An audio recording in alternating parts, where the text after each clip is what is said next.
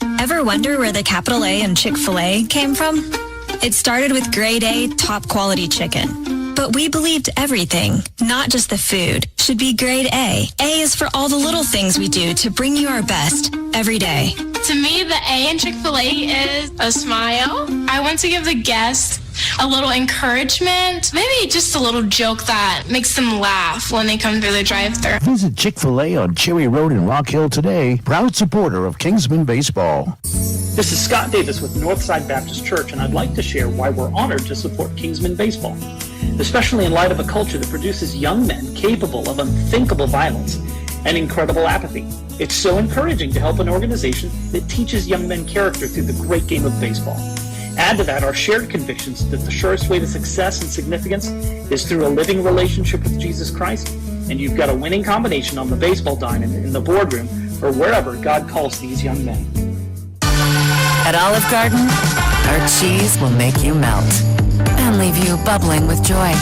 It's what makes our amazing Alfredos, well, amazing. It's the gift in every ravioli and the layer of lasagna you can't live without. Best part is, the cheese keeps coming till you say when. Just like our never-ending first course, that's always on us. Olive Garden, we're all family here.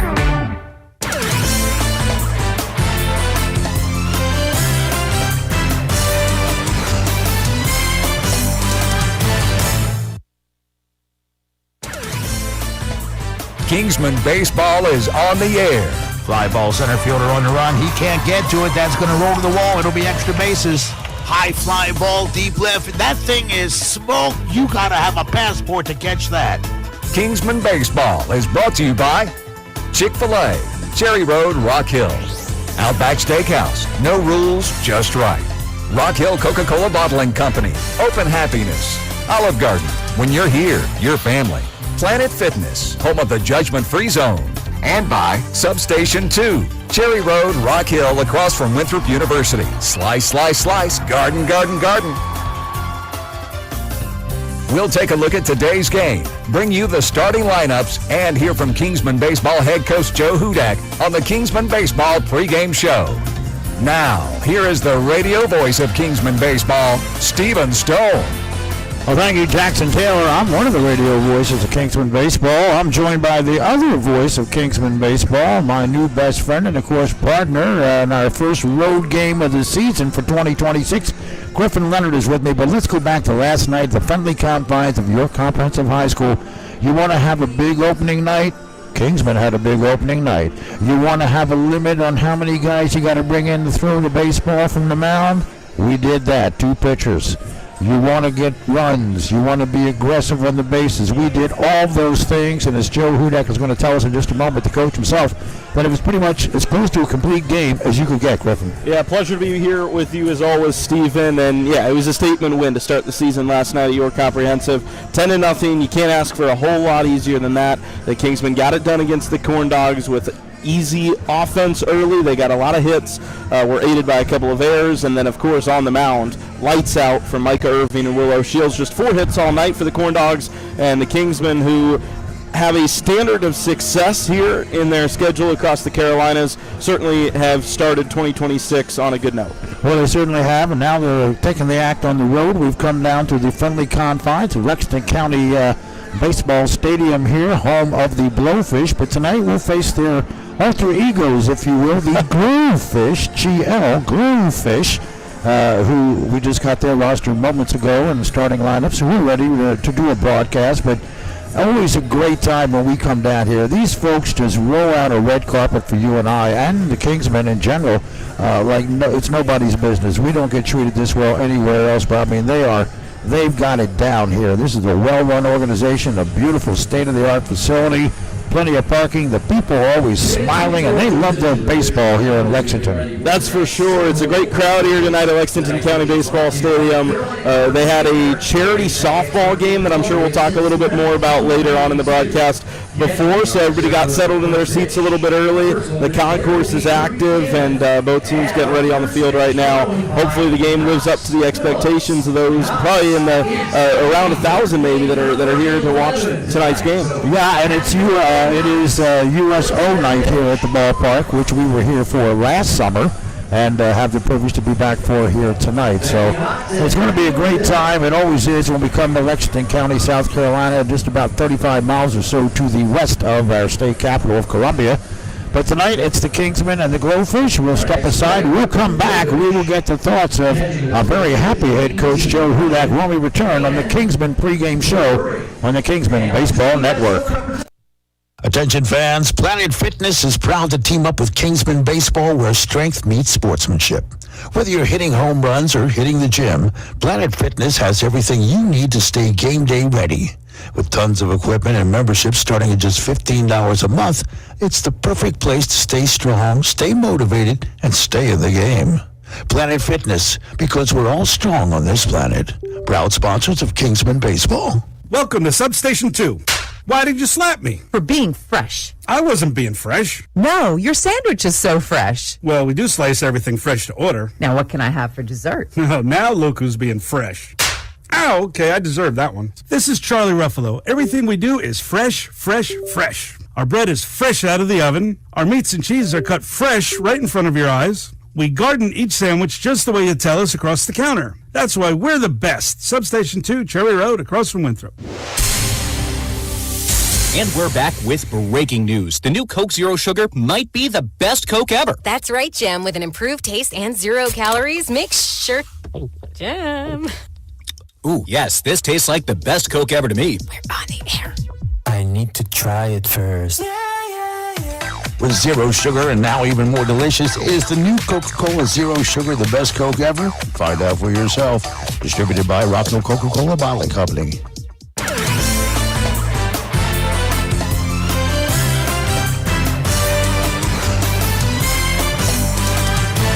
As promised last night in the pregame show, we're getting together tonight in Lexington County to talk about our opening night win. It's almost like I had a premonition. I never dreamed 10-0 Mercy Roll, but hey, Micah Irving? Seriously? Yeah. Are you kidding me? Yeah. Micah threw really well for us this year in the academy.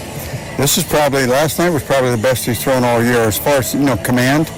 I mean, he threw 6 innings and I think 72 pitches. That's 12 pitches an inning. That's amazing. I think he and Will together struck out 11, walked 1. I mean, you look at that game last night, Stephen, and it was really a complete game as you could play. Yeah. I mean, offensively, 10 runs and 12 hits. Everybody got a hit except one guy. Defensively, played really well. Riley Darby made some really good plays in left field, a couple plays, and we played really well defensively. And, of course, Michael was dominant on the mound. So, total victory. And so it was a really cool way to start, but that was last night. This is a new night. And it is a new night, but I was tickled up in the booth when he came out and started loosening up for the 7th inning. I'm not caring at all. What the heck? I'm below 100 pitches, and then you came out and said, no, I think we're going to bring in the fireman now and close this out. I had talked to him beforehand about whether he wanted to go back out again, and he did. And he went back out, and I think through the first warm-up pitch didn't feel right, and so he called us out actually, and that's when we brought Will in. And Will had a good inning. Will hasn't pitched and hadn't been on the mound for 3 weeks, and come in and got us another shutout inning and gave us a chance to go home a little early and save a couple innings on our staff. We're pretty short on the mound numbers-wise, so it was good for us to just have to use one guy, and then Will only 1 inning. He can throw again tonight, so it was really a great game for us. It was an excellent game. Now tonight we're in Lexington County, great ballpark, great facility. Met the owner of the Glowfish earlier, parked next to him and everything. Bill Shanahan is a great man. Guy. He is a great man. I've known Bill for probably, 10 years, I suppose. Great Christian man. Love what he does here.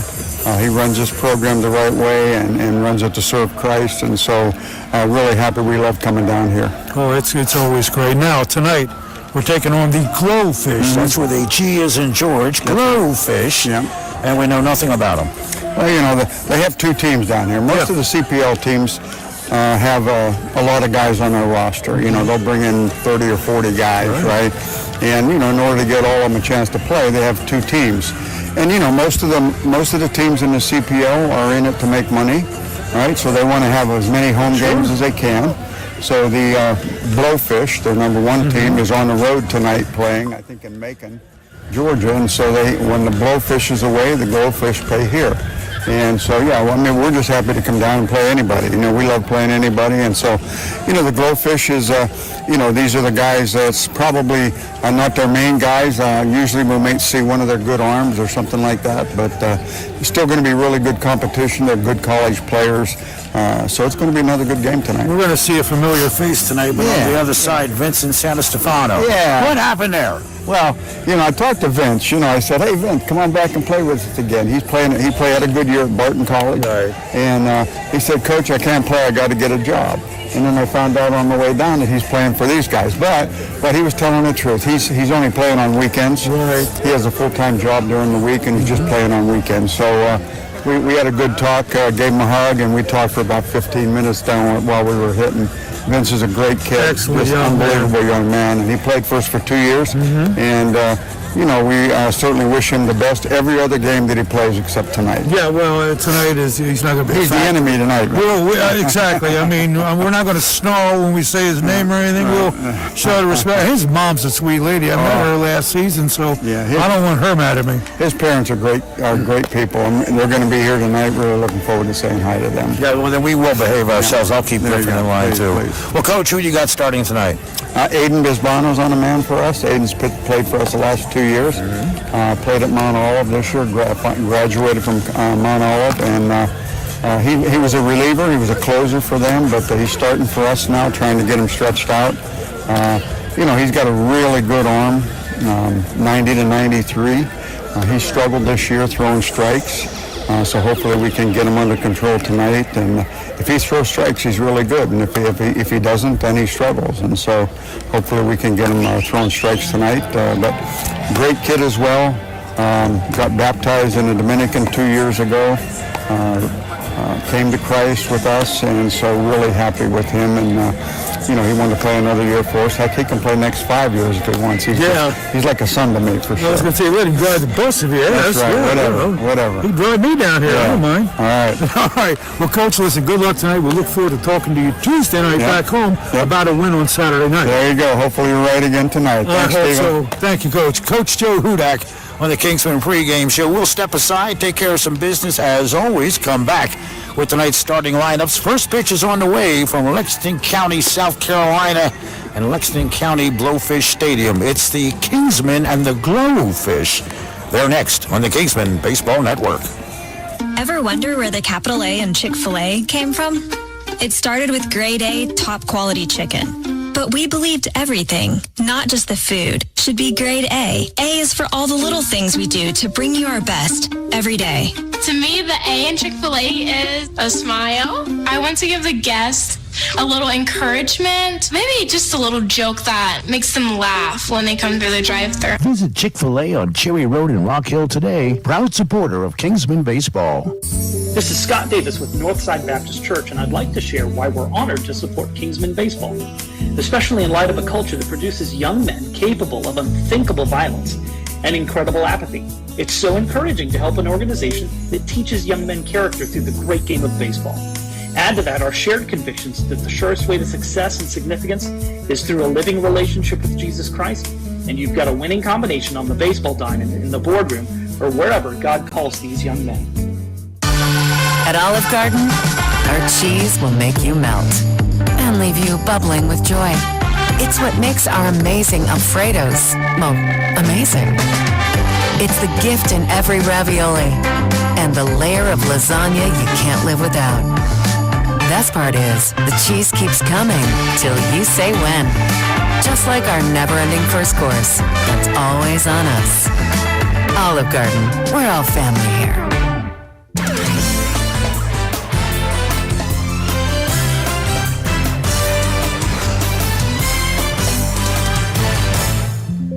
Attention fans, Planet Fitness is proud to team up with Kingsmen Baseball, where strength meets sportsmanship. Whether you're hitting home runs or hitting the gym, Planet Fitness has everything you need to stay game day ready. With tons of equipment and memberships starting at just $15 a month, it's the perfect place to stay strong, stay motivated, and stay in the game. Planet Fitness, because we're all strong on this planet. Proud sponsors of Kingsmen Baseball. And we're back with breaking news. The new Coke Zero Sugar might be the best Coke ever. That's right, Jim. With an improved taste and 0 calories, make sure... Jim. Ooh, yes, this tastes like the best Coke ever to me. We're on the air. I need to try it first. With zero sugar and now even more delicious is the new Coca-Cola Zero Sugar, the best Coke ever. Find out for yourself. Distributed by Rock Hill Coca-Cola Bottling Company. Let's kick back for the moment. Toss all your worries in the air, cause you'll forget them when you're there. Let's go out back tonight. Let go of the day. Go out back tonight. Where the steak is thick and juicy. The shrimp is grilled and sweet. The chicken, tender. Your only worry is which to choose. Let's go out back tonight. Tonight, let go. Life will still be there tomorrow. Go out back.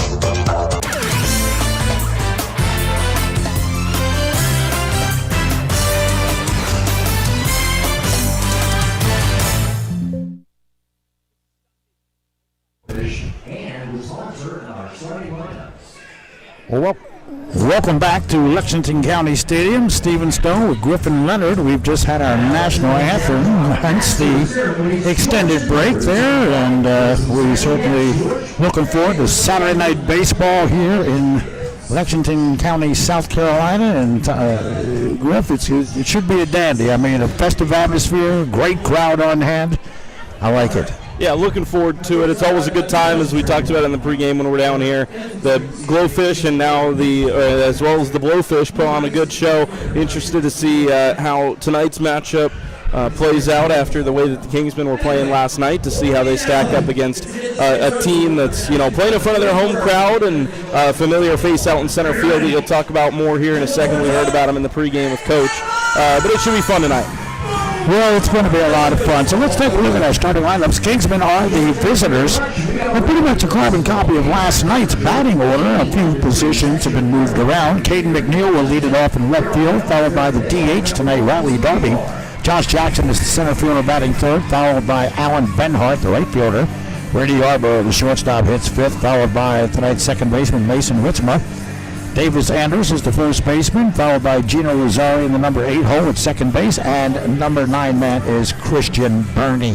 McNeil, Darby, Jackson, Benhart, Yarborough, Ritzema, Anders, Lazari, and Burney on the mound for the Kingsmen tonight. Getting the nod on a Saturday night is Aiden Bisbano. For the Glowfish, Bo Rury, the DH, will lead off, followed by Drew Buchanan, the shortstop. Vincent Sanastefano, the aforementioned center fielder, bats third.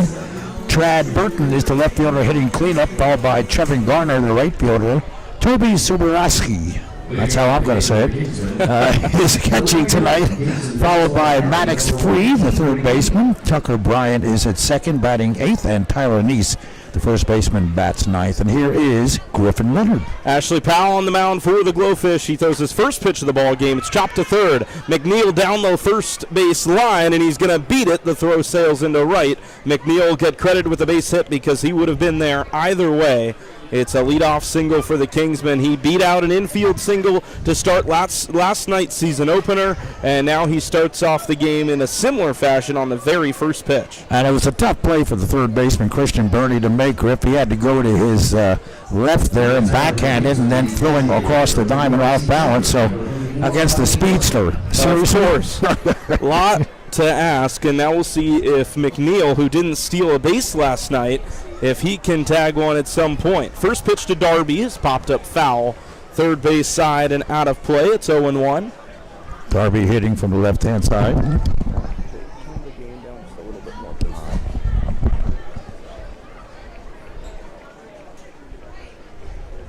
No balls and one strike. Darby had a decent night last night. He reached on an error.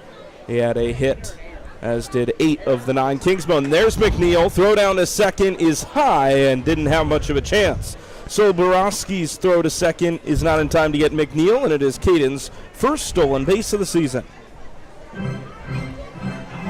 Well, again, small ball. Nobody coaches it better than Joe Hudak. McNeil in scoring position, 1 ball and 1 strike to Riley Darby. The right-hander looks toward second, comes to the plate. Darby hits it down the right field line, hooking toward the corner, and it is down fair. No, called foul. Oh. In the corner. That looked pretty good from up here. It sure did. And it's a foul ball to make it 1-2. Preston Hudak at the first base coaching box, staring down toward home plate as if to say, how in the world is that a foul ball? Yeah, because that's really not the home plate umpire's call to make, technically. It should have been the field umpire who's over there between second and third, but he would have had a good view of it. You'd think that with the nicely outlined chalk out there, it wouldn't be too much of an issue, but the count now 1 ball and 2 strikes after the foul ball.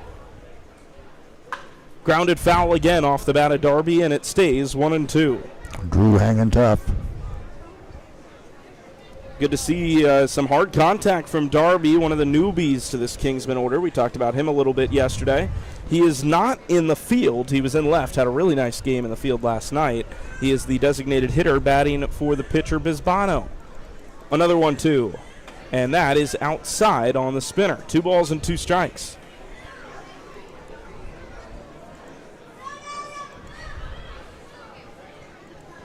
Had that ball stayed fair, it would have taken all of 3 pitches into this ball game for the Kingsmen to take the lead. Yes, sir. See if Darby can find a way with 2 strikes. 2-2 pitch, and it is high and away. 3 balls and 2 strikes as the count runs full. Well, you got Josh Jackson waiting on deck, a man on second, nobody out. The lights have come on here. We were supposed to start at 7:05. We got going a couple minutes earlier than 3-2. And that is a walk. Same spot as the 2-2 fastball, just high and away, and it's second and first, nobody out for Josh Jackson as the Kingsmen threaten in the first. Well, and it sets up an interesting situation here as well, Griffin, with runners at first and second. You got nobody out, so this kind of frees your runners up a little bit to get inside the head of the pitcher. Jackson had a nice game last night, had a few hits, including a double into the left center field gap. First pitch, a double steal. The ball is high. They'll go to second. Darby slides in, safe. He was off the bag temporarily, but the tag was not kept on him. It's a double steal that sees McNeil move to third, and Darby right behind him into second base, just in there. And again, that's how you do it. That's what the doctor ordered. 2 stolen bases for McNeil, now 3 in the inning total. And the bases are right there for Jackson, who looks at the 1-0 fastball outside. Well, you got first base open. You've removed the threat of a double play early on here. And like I say, you know, now you've got runners at second and third, and you also got Powell out there thinking about it. 2-0 is high for ball 3. No, his battery mate, Toby Sowiewski, is going to go out and settle him down a little as he's run behind 3-0 in the count. Kingsmen will welcome the Joanna Hornets on Tuesday evening to York Comprehensive High School. 6:15 pregame, 6:30 first pitch. And then we know a little bit about. we got there eventually with the Glowfish. It might have been an hour. Made it, you get that credit. You made that happen. 3 balls and no strikes to Jackson, who is taking all the way. It's inside corner for strike 1.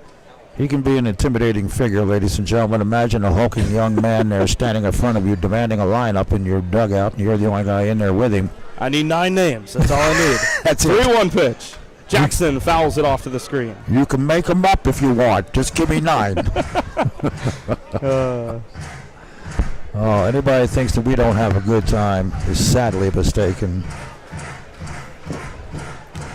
Well, trying to get the crowd into it, get the Glowfish happening here, because they've dug themselves a little bit of a hole here in the top of the first. Fans stomping as the 3-2 pitch from Ashley Powell fires in right-hand side, and it's a fastball just high of the zone, swung on and missed by Jackson for strike 3. Well, that's a big out. That'll help you breathe just a little easier, but now you got Alan Benhart coming to the plate, the cleanup man who had a big night last night. So he's looking to continue. Bernhard had an RBI single in the game last night. The lefty hitter out of Winthrop. First pitch. And he grounds it to the first base side, past the first baseman, pitcher off the mound. He steps on the bag to get Bernhard as McNeil comes to the plate, and it's 1-0. It'll go as a 4-1 ground out. The first baseman missed the ground ball trying to come off the bag himself, but the pitcher covered the bag. That was something we did not see the Corn Dogs do much in last night's game. They had a couple not very well, yeah. Yeah, not very well at least. But the one run comes in, now 2 outs. And it's 1-0. That's ball 1 to the 5-hole hitter, Brady Yarborough. Yarborough had a big night last night. After the first game of the season, he's the only player in the order that is hitting 1,000. He had 3 hits and a walk. That was well outside on the slider. The catcher's got to be careful because if the ball gets by him, then we could very well see Riley Darby score from third. There's a runner on third and 2 outs. The Kingsmen do not have a hit here in the first inning, or they have 1 hit, excuse me. It has been scored as an error up on the big board. But we don't care, as the 2-0 is on the inside corner to make it 2-1. Of course they're not going to give him a hit. I think he beat it out. I thought he did too. Either way, they haven't been seeing what we've been seeing. 2-1. That's Yarborough into shallow center. Santo Stefano comes in but does not get there. It falls in front. Vince scoops it up. And Darby comes in from third to make it 2-0 on the Brady Yarborough RBI single. Well, this is an act that Vince has seen before. He's been a part of it. And you don't think there may have been some conversations between Vince and his teammates as to what they should expect tonight? Certainly for the guys he's used to, and Yarborough is one of them. Here's one that he won't have much of a scouting report on. Mason Ritzma, one of the academy players for the Kingsmen, playing with the summer team this summer. Second game in a row that the Canadian is behind the plate. He had a double in last night's win. There's a strike on the outside corner.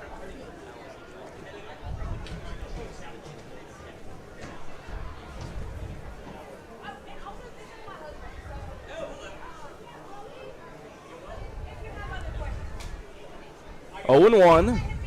Throw over to first to check on Yarborough.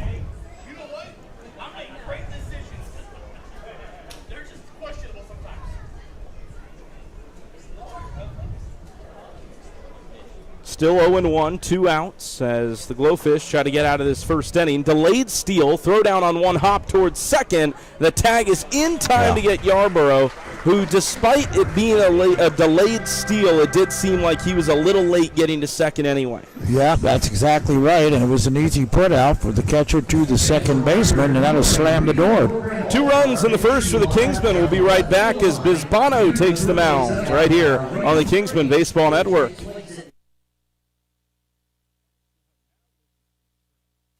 Oh, okay, I deserve that one. This is Charlie Ruffalo. Everything we do is fresh. This is Scott Davis with Northside Baptist Church, and I'd like to share why we're honored to support Kingsmen Baseball, especially in light of a culture that produces young men capable of unthinkable violence and incredible apathy.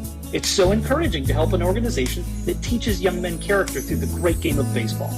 Add to that our shared convictions that the surest way to success and significance is through a living relationship with Jesus Christ, and you've got a winning combination on the baseball diamond, in the boardroom, or wherever God calls these young men. Welcome to Substation 2. Why did you slap me? For being fresh. I wasn't being fresh. No, your sandwich is so fresh. Well, we do slice everything fresh to order. Now what can I have for dessert? Oh, now look who's being fresh. Oh, okay, I deserve that one. This is Charlie Ruffalo. Everything we do is fresh.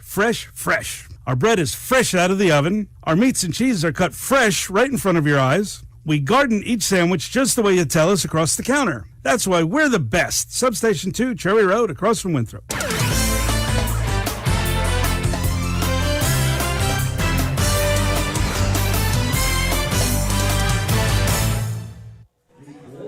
Bottom of the first here in Lexington, South Carolina. I'm Griffin Leonard. To my left is Stephen Stone. The Kingsmen on the road for the first time here in the summer 2026 season. And it's a 2-0 lead, just as we saw last night. The Kingsmen grabbed 2 in the first frame. Well, the Kingsmen, masters of the small ball. Now let's see if they can keep the Glowfish off the bases here. The Kingsmen will try to keep the door shut with Aiden Bisbano on the mound. The Kingsman veteran is back for his third season. And Bisbano will make the first start of his summer season after his final collegiate season was played over at Mount Olive. One last ride for Bisbano, at least here in the collegiate level. We'll see what's in store for him at the conclusion of this summer. But Bisbano is accompanied in the infield by Christian Burney, Brady Yarborough, Gino Lazzari, and Davis Anders. Left to right across the infield, Mason Ritzma doing the catching for the second consecutive night. Outfield for the Kingsmen, Caden McNeil moves over from center into left. Josh Jackson into the outfield to play center. Alan Benhart sticks around in right. Pretty similar team that we saw last night. I think that'll be a theme this season given the roster numbers. Well, yeah, exactly. And, as we mentioned, the batting order was identical to last night. Just a few of the positions were changed around. You had Jackson, who was at second base last night. Tonight he's in center field, for example. So, yeah. Go ahead. Aiden Bisbano taking his tune-up tosses right now and seem to be ready as the catcher shoots it down to second base. And it'll be Bo Rory, Drew Buchanan, and Vincent Sanostefano to start things off for the Glowfish. And once again, here's Griffin Leonard. Thanks, Stephen, as the left-hander Bo Rory steps into the box wearing the number 5. He's one of two, actually, the first two hitters in this Glowfish order, both from North Florida.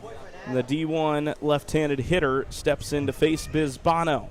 Kingsmen shut out the Corn Dogs last night. We'll see how they do defensively here in Lexington. First pitch is low of the zone, 1 ball and no strikes. Well, you got a nice 2-run cushion. You did it on 1 hit, some timely base running. 1 ball and no strikes. Bisbano out of the windup, brings the leg up, comes home. And there's a swing and a miss from Bo Rory to make it 1-1. Bisbano, the right-handed pitcher out of Summerville, South Carolina. There's a chance that we'll see him in the field as well. As you'll remember probably, Stephen, when Bisbano came to the Kingsmen, he was a position player. That's right. And he's been converted over to a PO, but with the smaller roster numbers, I'd be willing to wager he'll make a couple trips to the plate as a hitter. There's another swing and a miss. Well, yeah, and he's got a hot bat. So that makes perfect sense. I saw him at practice the other day, the one practice the team has had so far this season. And he put a couple over the yard at York, so he's got some pop in that bat still. 1 ball and 2 strikes as he looks for his first out of the game. Rory digs in with Buchanan on deck. 1-2 offering. Backdoor slider just outside. Ritzma did his best to bring it into the zone, but it is 2-2.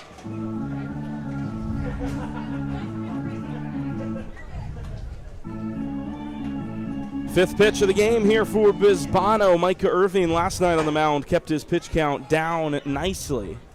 Here's Biz' 5th pitch. And that is once again just off the plate. He's thrown a couple of really nice ones here with 2 strikes. Well, he ain't missing by much.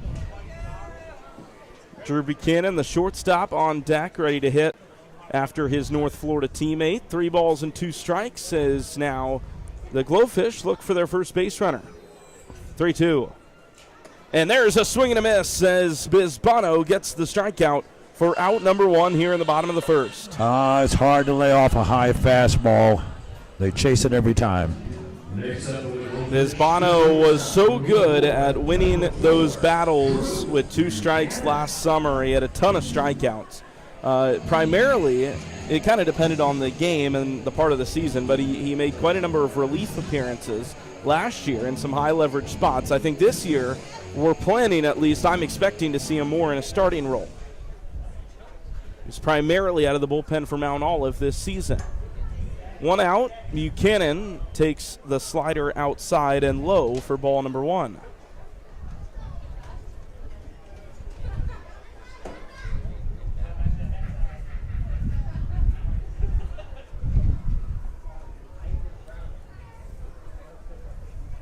One ball on no strikes. The pitch from Aiden. There's a swing and a miss. 4 strikes for Bisbano. All 4 of them fastballs, all 4 of them swung on and missed by Glowfish hitters.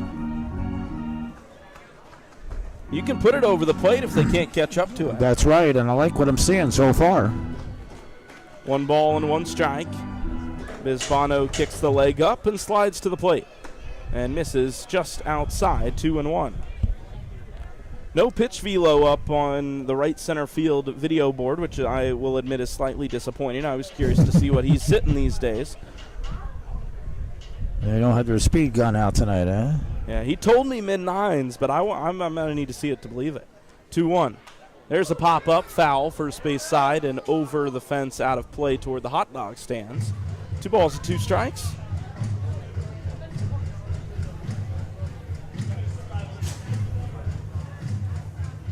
Thought I was in Gaffney for a second. Or Indian Land. 2 balls and 2 strikes. Bisbano looking for a second consecutive strikeout to get the ball game going. 2-2. Slider ripped into left, a base hit. Left it up over the plate, and Buchanan hooked it into left field out to Caden McNeil. It's a 1-out single for the Glowfish to get their first hit of the game logged here in the first inning. Probably got to get that a little lower with 2 strikes. Yeah.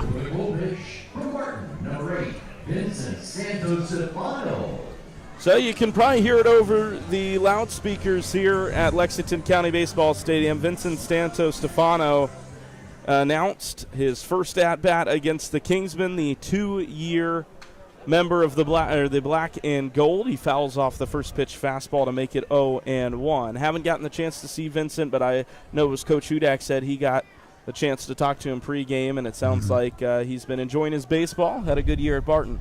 Yeah. It's a good way to spend your weekend. He's got the right idea. Oh, yeah. Bisbano goes to first. Anders applies the tag late as Buchanan gets back in there.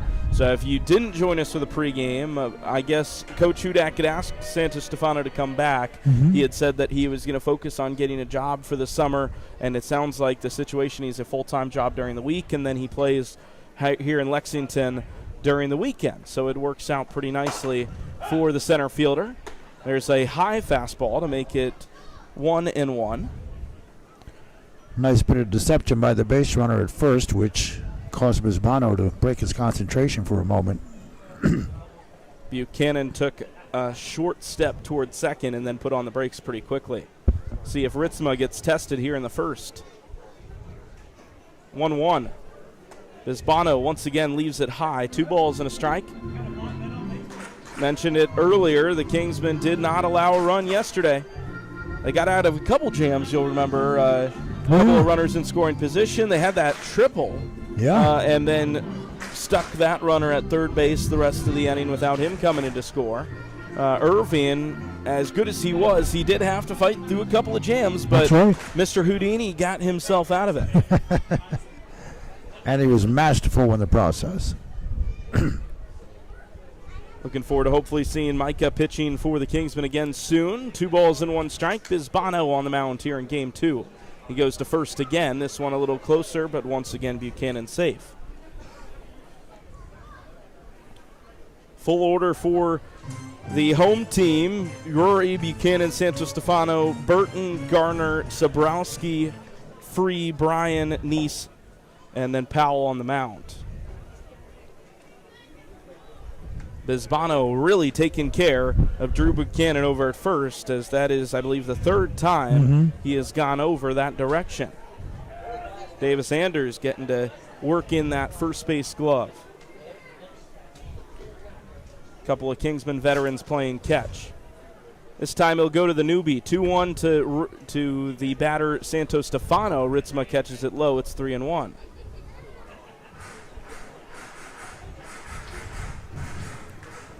Got to be careful not to allow Vince on here. Chad Burton on deck and would be up with the tying runs aboard as Bisbano gets back into the strike zone with the inside corner fastball to make it 3-2.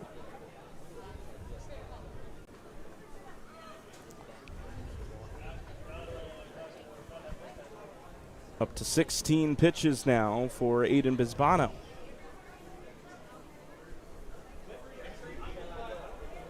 Another check on first base. Pretty good crowd here at Lexington County Baseball Stadium, the place to be for baseball fans in the Columbia area. Now that the SEC baseball season has moved into regionals, as far as I know, South Carolina. No, that was a disappointment. 3-2. Swing and a miss, and Ritzma will not go down to second. The runner was on the move. Buchanan slides into second base. Second strikeout for Bisbano as Vince goes down swinging for the second out of the inning. Yeah, they took their lumps down in Columbia this year, did the Gamecocks. Next up for the Glowfish, the left fielder, reports Arlington Tech, number 3, Brad Burton. There's still a few Carolina teams in it, though. North Carolina, I believe North Carolina was playing East Carolina today. That's right. Got to go check on that score at some point. 2-0 Kingsman lead here in Lexington, meanwhile. 2 outs. First pitch to the cleanup man is in there on the off-speed for a called strike. Trad Burton is behind in the count as Bisbano tries to work out of the first without a run despite the one-out single by Drew Buchanan, who now stands in scoring position. 0-1, Bisbano steps off. In the top of the second, it'll be Ritzma, Anders, and Lazari. Ritzma was at the plate when Brady Yarborough was caught stealing to end that first inning. Yarborough had 3 bags yesterday. Yeah. He was looking for a fourth.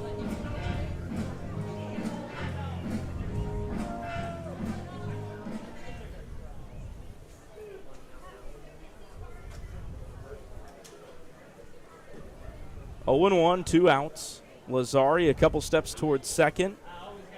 Now he backs off. 0-1. Burton with the check swing. He went around 0-2. Good breaking ball from Bisbano, and now he's got the hitter right where he wants him with 2 down. Yeah, he twisted him like a pretzel.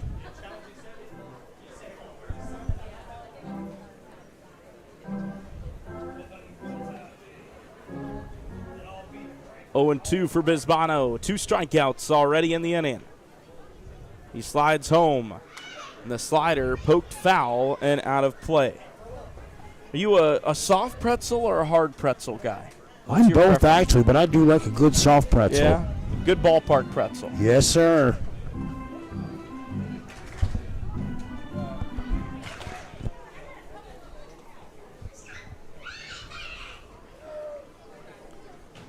Burton's seen a couple of sliders. We'll see what Bisbano goes to now here with Buchanan still on second. 0-2 pitch.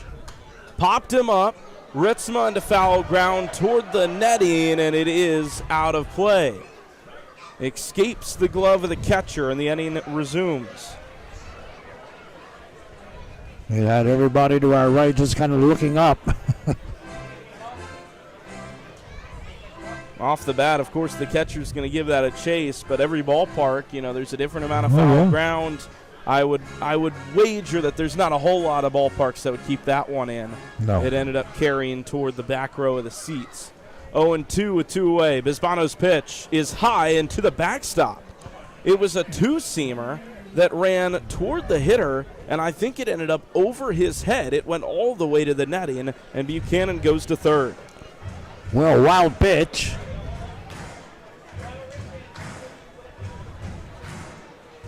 Still ahead in the count, but you got to be careful now. Kingsmen have their infield back with 2 down. Chad Burton trying to give the Glowfish a run back here in the first after the Kingsmen got 2 in the top. 2-strike pitch once again. It's high. 2 consecutive off the plate. That one was much lower than the previous, and it's 2-2. Kingsmen with 2 hits in the first inning, both of them singles. The only base runner so far for Lexington has been a base hit, a single. Here's the 2-2. And once again, not getting the call at the top of the zone. He has lived right next to that corner, but he hasn't been able to win over the umpire's approval. No. Tight zone. Pitch count rising for Bisbano. This next one will be his 25th. And it'll be a full count offering to Chad Burton. The payoff from the righty. Swung on and missed. He got him. 3 strikeouts in the first for Bisbano, and the fastball wins the battle against Burton and the Glowfish. 2-0. We go to the second. Kingsman looking for more when we come back right here on the Kingsman Baseball Network.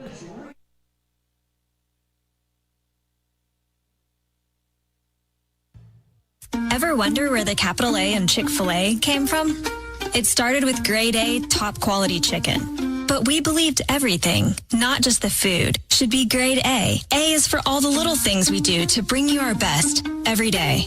To me, the A in Chick-fil-A is a smile. I want to give the guests a little encouragement, maybe just a little joke that makes them laugh when they come through the drive-thru. Visit Chick-fil-A on Cherry Road in Rock Hill today. Proud supporter of Kingsmen Baseball. This is Scott Davis with Northside Baptist Church, and I'd like to share why we're honored to support Kingsmen Baseball, especially in light of a culture that produces young men capable of unthinkable violence and incredible apathy.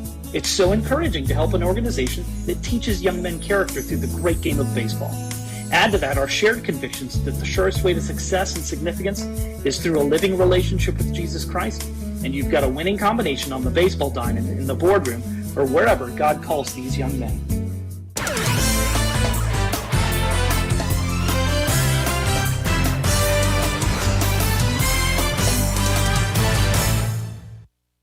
Kingsman back at the plate here in the second inning. It's Mason Ritzma who leads off things for the Kingsmen. A little bit of a delay here before the top of the second gets going. There is a parade of Lexington County children walking behind home plate. Little Leaguers, you say? Yes, sir. A couple of the Glowfish out of the bench have formed a little bit of a tunnel to welcome some of the kids through, but the warm-ups have been delayed. Obviously, you don't want to risk anything with the pitcher throwing to the and this is one background. Yeah, this is one of the great things about this ballpark and this organization here is between the innings they have some kind of event, whether it's something like you're seeing a parade of little leaguers to be honored, whether it was the softball game earlier between the Lexington County Sheriff's Department and the Richland County Sheriff's Department that everybody enjoyed. There's always something happening here, running the bases. I mean, you name it, they do it. And they do it very well, and that's why they average a crowd like this every time they open the gates. Well, and one thing I really like about it is you see a lot of ballparks that do like little games in between innings and everything, and that's fun, but so many of the things that Lexington does is community first, right? They get the people in the stands involved with the team, and it makes for a really nice atmosphere because every single person sitting in the ballpark feels just as much a part of the Blowfish and the Glowfish as the 9 out on the field. That's exactly right. It's a very welcoming organization. I mean, they do business very, very well here, and it is one of the hottest tickets in town. I had a chance to stop on the way in for dinner tonight, pregame meal at the Old Mill Brew Pub, just about 10 minutes from here, and there was a lot of folks there getting ready to come over here to the ballpark. So that was very, very nice, very welcoming experience, and delicious food.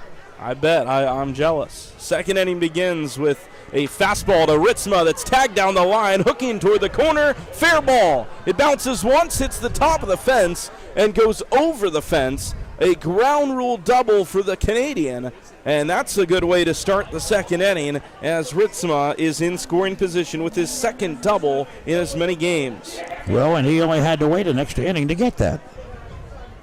He was at the plate to end the first, but the at-bat was not concluded, so he leads it off, and it takes him just one pitch. Maybe in his mind he still had a count on it. Yeah, exactly. He came up there thinking 1-1. Either way, the Kingsmen will take it. It's Ritzma on second with nobody out, and Davis Anders, who also had a double last night, comes to the plate here with nobody out. Third hit of the game for the Kingsmen. They've seen it well early. And there's the first pitch. Line drive up the middle, of base hit. Ritzma froze because of the ball hit right back toward the pitcher. It got through, but he'll stop at third. Back-to-back base hits for the Kingsmen to start the second inning on the first two pitches that the Kingsmen hitters have seen. Well, that's just smart baseball by Ritzma. Now you've got him on the corners, and now Ashley Powell, the starter, has a lot of stuff to think about with nobody out. and has himself in a little hot water here in the top of the second. Well, and one extra thing for Powell to think about is the fact that the bullpen has just started out in the right field corner. Right-hander, we can't quite see the number from down here, but a right-hander is up and throwing. First pitch to Lazari, and the first pitch that is not hit into the outfield this inning. It's a ball low and away. Kingsmen with runners on the corners, nobody out, top 2 after they scored 2 runs in the top of the second. They'll be looking for a similar second inning to last night where they put up a half dozen. That is in the dirt. On the move goes Anders down to second. They'll throw that way. The tag is not in time. Well, that was on close. The wild pitch. It's Anders into second. That was close. That was maybe too close. Anders was reading the dirt ball. Ritzema did not try to score on the throw down to second base, and it's second and third with a 2-0 count to Lazari. That's ball 3. First base is open.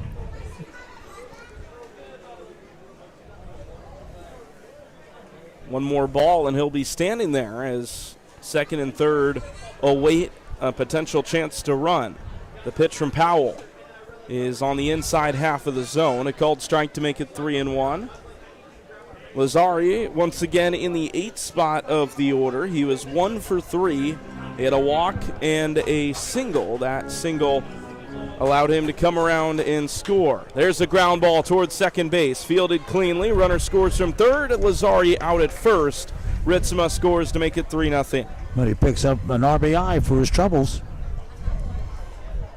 Didn't hit it all that hard, but it does the job. It's an RBI for the Malone second baseman, and it's a quick 3-0 lead for the Kingsmen here in the top of the second inning.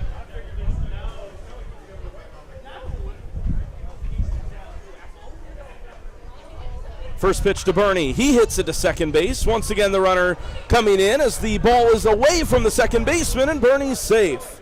Well, that ate him up. I'm interested to see how they score this. It was hit very, very hard. Short hopped the second baseman, who turned his glove over. Normally you would have it sitting open face, but he tried to backhand it despite it being hit right in front of him. Bernie legs out, and another runner comes in to score. Well, they're going to give him the hit, which is nice of them. 4-0 after 2 consecutive ground balls hit to Bryce, and now a swing and a miss. It looked like a hit and run was on for the Kingsmen. McNeil fouled it off. A lot is happening at once here. Sure is.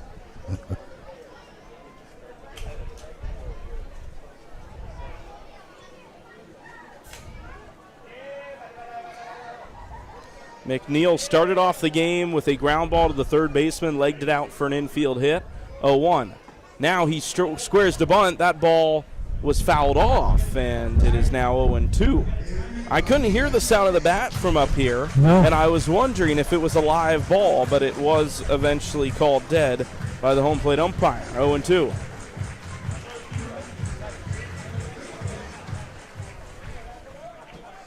McNeil fighting from behind now. And he takes an outside fastball, now 1-2.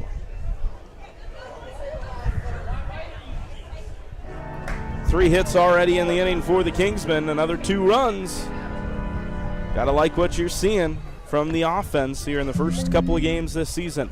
1-2, McNeil takes outside. They throw down to second as Bernie's on the move late, but he gets in there after the throw bounced high once and got in. Bernie was reading that dirt ball. He would have been out by a mile if that throw was good because the catcher scooped it cleanly.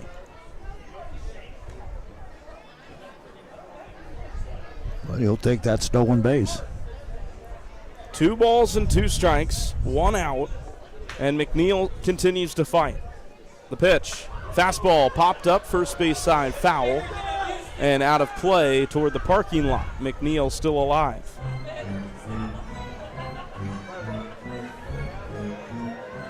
Well, 2 in the first, 2 in the second for a comfortable 4-0 lead, and looking to add more, as you mentioned, coming into this. They had that 6-run second last night. Another 2-2. Slider misses high and away, or high and in, excuse me. as the count now runs full to the Witsit native left fielder. He played center last night and moves over to left with Josh Jackson now in the outfield. He was behind 0-2, now has a full count. Powell's pitch. Flare shot, but foul once again. Well, Ashley Powell now at 37 pitches on his night here in the top of the second inning. That doesn't make a coach feel warm and fuzzy. Struggling to get through this Kingsman order. It's the second time through now, and the 3-2 rides up and in. Hits McNeil on the shoulder blade. He appears all right, and he jogs down to first as another base runner reaches here in the second inning. Here comes the coach to talk to Ashley Powell on the mound. Yeah, Ashley has kind of been, it's a nice way of saying all over the place. I'll say it, all over the place. Basically, you know, he's 38 pitches into his night, and you break that down, 20 of those have been strikes, but 18 have been balls, but he has given up some very, very big hits in the way of run production here, where he finds himself in the short end of a 4-0 score. But coach has had his say. He's headed back to the dugout. Powell's still on the scene, but getting some additional work down there in the bullpen, so maybe buying a little time. Yeah, they'll want him over the plate a little bit more. A lot of coaches say that you want that kind of 2-to-1 ratio of strikes to balls. He's hovering right around 50%, and that has helped the Kingsmen here. Darby to the plate for the second time, and he takes a strike. He hit the first pitch he saw and hit it into center field.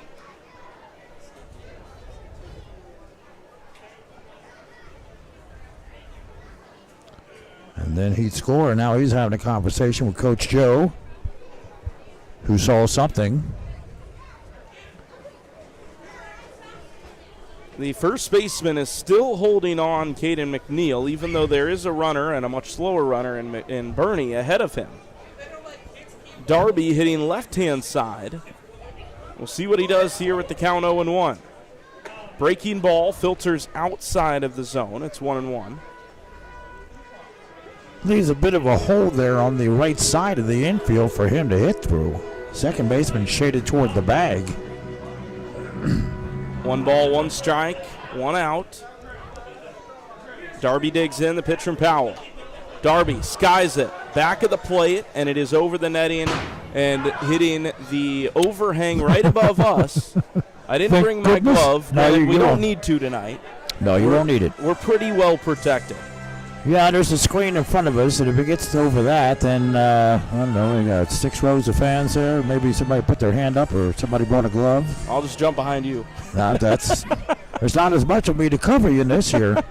1-2. Darby in the right field, a base hit. There's the hole we talked about. Bernie around third, a late stop sign from Coach Hudak, and a very good throw from right field.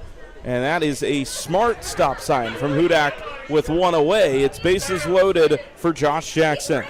Well, Bernie goes down to third, McNeil down to second, and, of course, Josh Jackson, who went down swinging his first time up, so you might say Josh is due. Darby has reached now twice, and here comes Jackson. Had a great day yesterday, but had the strikeout. Well, you get that out of the way early. Absolutely. Ducks on the pond. First pitch is outside. 1 ball and no strikes. Kingsmen expect to score a lot of runs. That's what they do. Had a very good summer year last year. Only a couple of losses in the lower 48. They had a couple of losses out in Alaska. That was a tougher part of the stretch, but when they were in the Carolinas, they were excellent. They have certainly started off this season playing well. The pitch to Jackson is outside. It was closer than the catcher made it look. Yeah. But the catcher did not frame it, so Brolowski ended up out of his crouch. And it was an easy call at that point for the umpire. 2-0. Hitters count for Jackson. He swings away and laces it foul, third base side. Glowfish bullpen is ready, so it's just a matter of time for Mr. Powell. Then Hart on deck, then Yarborough, so it doesn't get much easier. And you wonder if Powell cannot get Jackson here, if that'll be the end of the line. Yeah, you want to keep the bleeding to a minimum. Middle infield, ready to turn two if they get the chance. Jackson hits it hard, past the dive of the third baseman and into left. Bernie scores, station to station. It was hit too hard even for McNeil to score from second, but it's another hit. An absolute laser off the bat of Josh Jackson to make it 5-0. Well, you're on your way to your 6-run second again. And the bases remain full. I can tell you there's one man that's going to try to put a stop to that. That's the Lexington County coach. He's walked back out, and he takes the ball out of the hand of Ashley Powell. We'll step aside. New pitcher when we come back here on the Kingsmen Baseball Network. At Olive Garden, our cheese will make you melt and leave you bubbling with joy. It's what makes our amazing Alfredos, well, amazing. It's the gift in every ravioli and the layer of lasagna you can't live without. Best part is, the cheese keeps coming till you say when. Just like our never-ending first course, that's always on us. Olive Garden, we're all family here. Attention fans, Planet Fitness is proud to team up with Kingsmen Baseball where strength meets sportsmanship. Whether you're hitting home runs or hitting the gym, Planet Fitness has everything you need to stay game day ready. With tons of equipment and memberships starting at just $15 a month, it's the perfect place to stay strong, stay motivated, and stay in the game.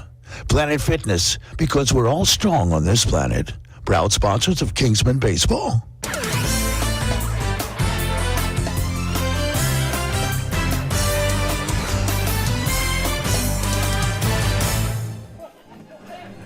New pitcher on the mound for the home Lexington County Glowfish, who have got to turn this thing around. The Kingsmen up 5-0 in the top of the second, having their way with their Lexington hosts. The Kingsmen up 5-0, 3 runs here in the inning off of 5 hits. All but one of their 7 hitters have reached so far. Bases loaded, 1 out, and it's Dalton Corley who's on the mound to start, or rather maybe restart, this Lexington defense, who has not necessarily struggled in the field too much. There was an issue at second earlier in this inning, but outside of that, they've looked fine, but the Kingsmen have hit the ball well. Well, he's got to put out a fire. That's first and foremost, because everywhere you look, as you mentioned, ducks on the pond, is a guy wearing a black jersey. On the night, Ashley Powell won an inning and a third, gave up 5 runs, of which all were earned, 7 hits, 1 walk, and a strikeout, and gives way to the right-hander Dalton Corley. Here comes Corley wearing the number 14. His first pitch is to Alan Benhard, and it is taken for a called strike. Corley, the right-hander out of Florence Darlington.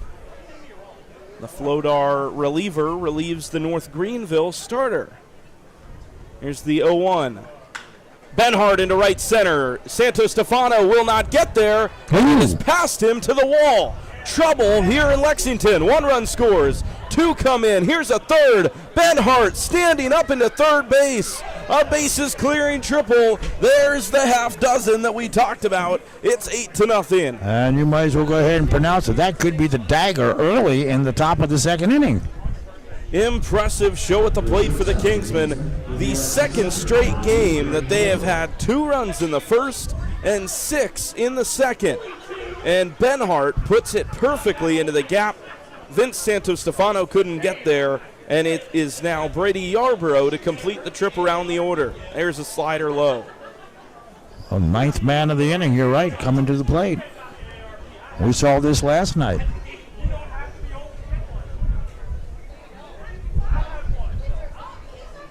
What was it Yogi Berra say, deja vu all over again? Fly ball to right. It's playable for Gardner. He makes the catch in fair territory. Benhart tags. Throw to the plate is a good one, but it is not in time. And it's a sacrifice fly for Brady Yarborough to make it 9. It's a 7 spot in the second for the visitors. Well, I mean, when it goes your way, it goes your way. And Lady Luck clearly riding on the shoulder of the Kingsmen. Now here comes the 10th man of the inning with Mason Ritzema. Mason Ritzema got this started with a first pitch double down the right field line. Here's the first pitch he sees this time around, and it's outside. So that was the first run that actually gets credited to Corley. Powell's book is now complete with 8 earned runs. Right. And here's the 1-0.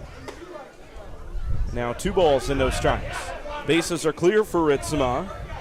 Now if you didn't look at the scoreboard, it would almost feel like this is the start of the top of the second inning. Yeah. Bases empty and Ritzema to hit just as he led off. 2-0, he takes it low, ball 3. Well, Corley having trouble finding the strike zone. Has thrown 7 pitches, 4 of which have been balls.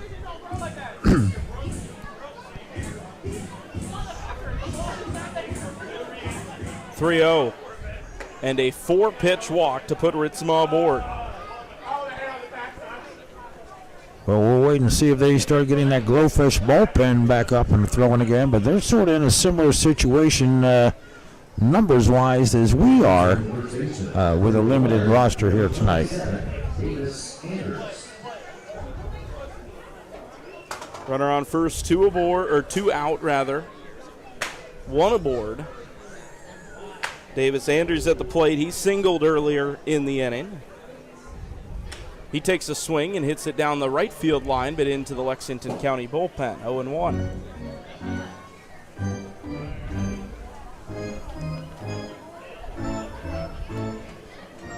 Gino Lazzari waiting on deck.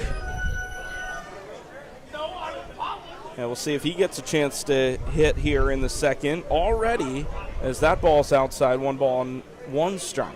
Already here, and it's only the second inning, every single Kingsman has a hit except for Gino. Well, Gino's coming up. Gino is coming up. He'll get a couple more cracks at it. He'll get one tonight. There's Anders into shallow right. Long run in for Gardner. It's actually going to stay in the infield. The wind having an effect on that one, and that ball is down. The second baseman dropped it. Well, let's see how they scored. That wind was playing with that ball. It'll be an error. It has to be. Bryce was camped under it. I thought that ball was going to get out into right, and the wind kicked it right down. Bryce was under it and just dropped it, and the inning continues.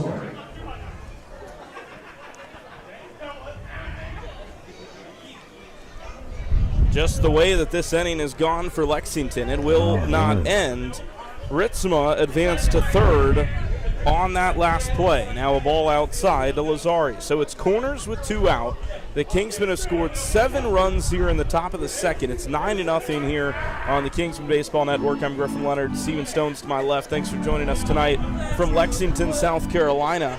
As we approach 8 o'clock local, there's Lazzari down the left field line. It is hooking foul, and it just gets out of play into the Kingsmen bullpen. 1-1.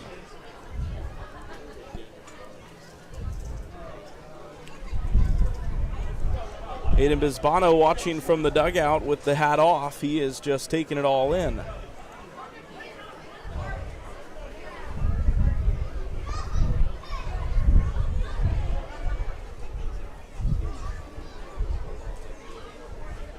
He'll be back out there to pitch to 5, 6, and 7 in the bottom of this inning. Runner on the move. Anders down to second, no throw.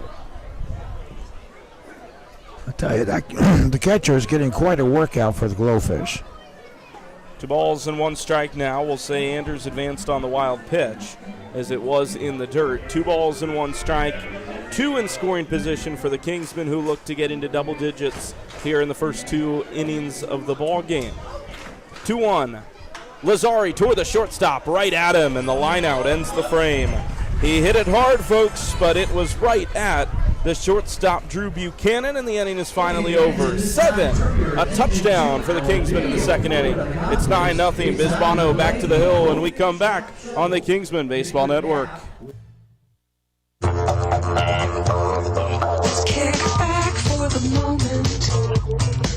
Toss all your worries in the air, 'cause you forget them when you're there. Let's go out back tonight. Let go of the day. Go out back tonight. But the steak is thick and juicy. The shrimp is grilled and sweet. The chicken, tender. Your only worry is which to choose. Let's go out back tonight. Tonight, let go. Like we'll still be there tomorrow. Go out back. There's always time in the morning, always time at night. Always time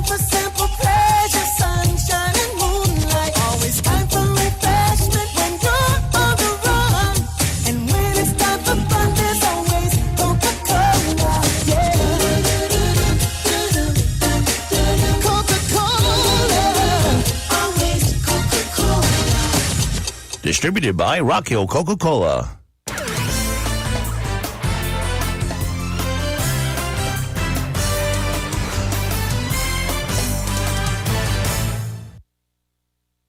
Bottom two here in Lexington, South Carolina. I'm Griffin Leonard with Stephen Stone as Kingsman Baseball returns to you on your televisions, your phones, your computers, wherever and however you're joining us. Thanks for joining us for Kingsman Baseball here from Lexington, South Carolina. It's been a good one if you're fans of the Gold and Black so far. 7 runs on 6 hits in the top of the second.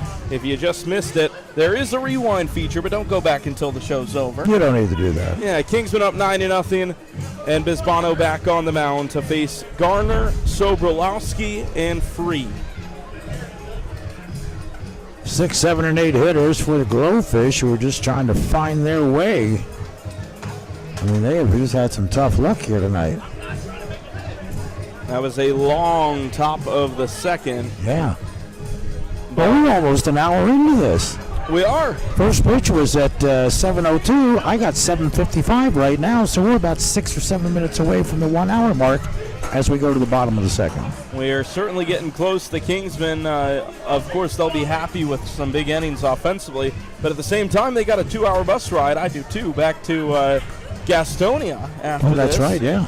So, if this doesn't go till 11, Oh, no. I think everybody would be satisfied with that. We'd be looking for a Hilton.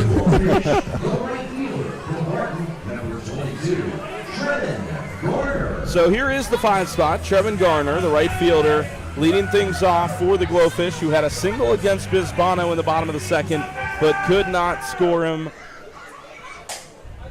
As Bisbano throws his first pitch of the second inning. Fastball just missed inside. It's been a tight zone here this evening in Lexington. It sure has.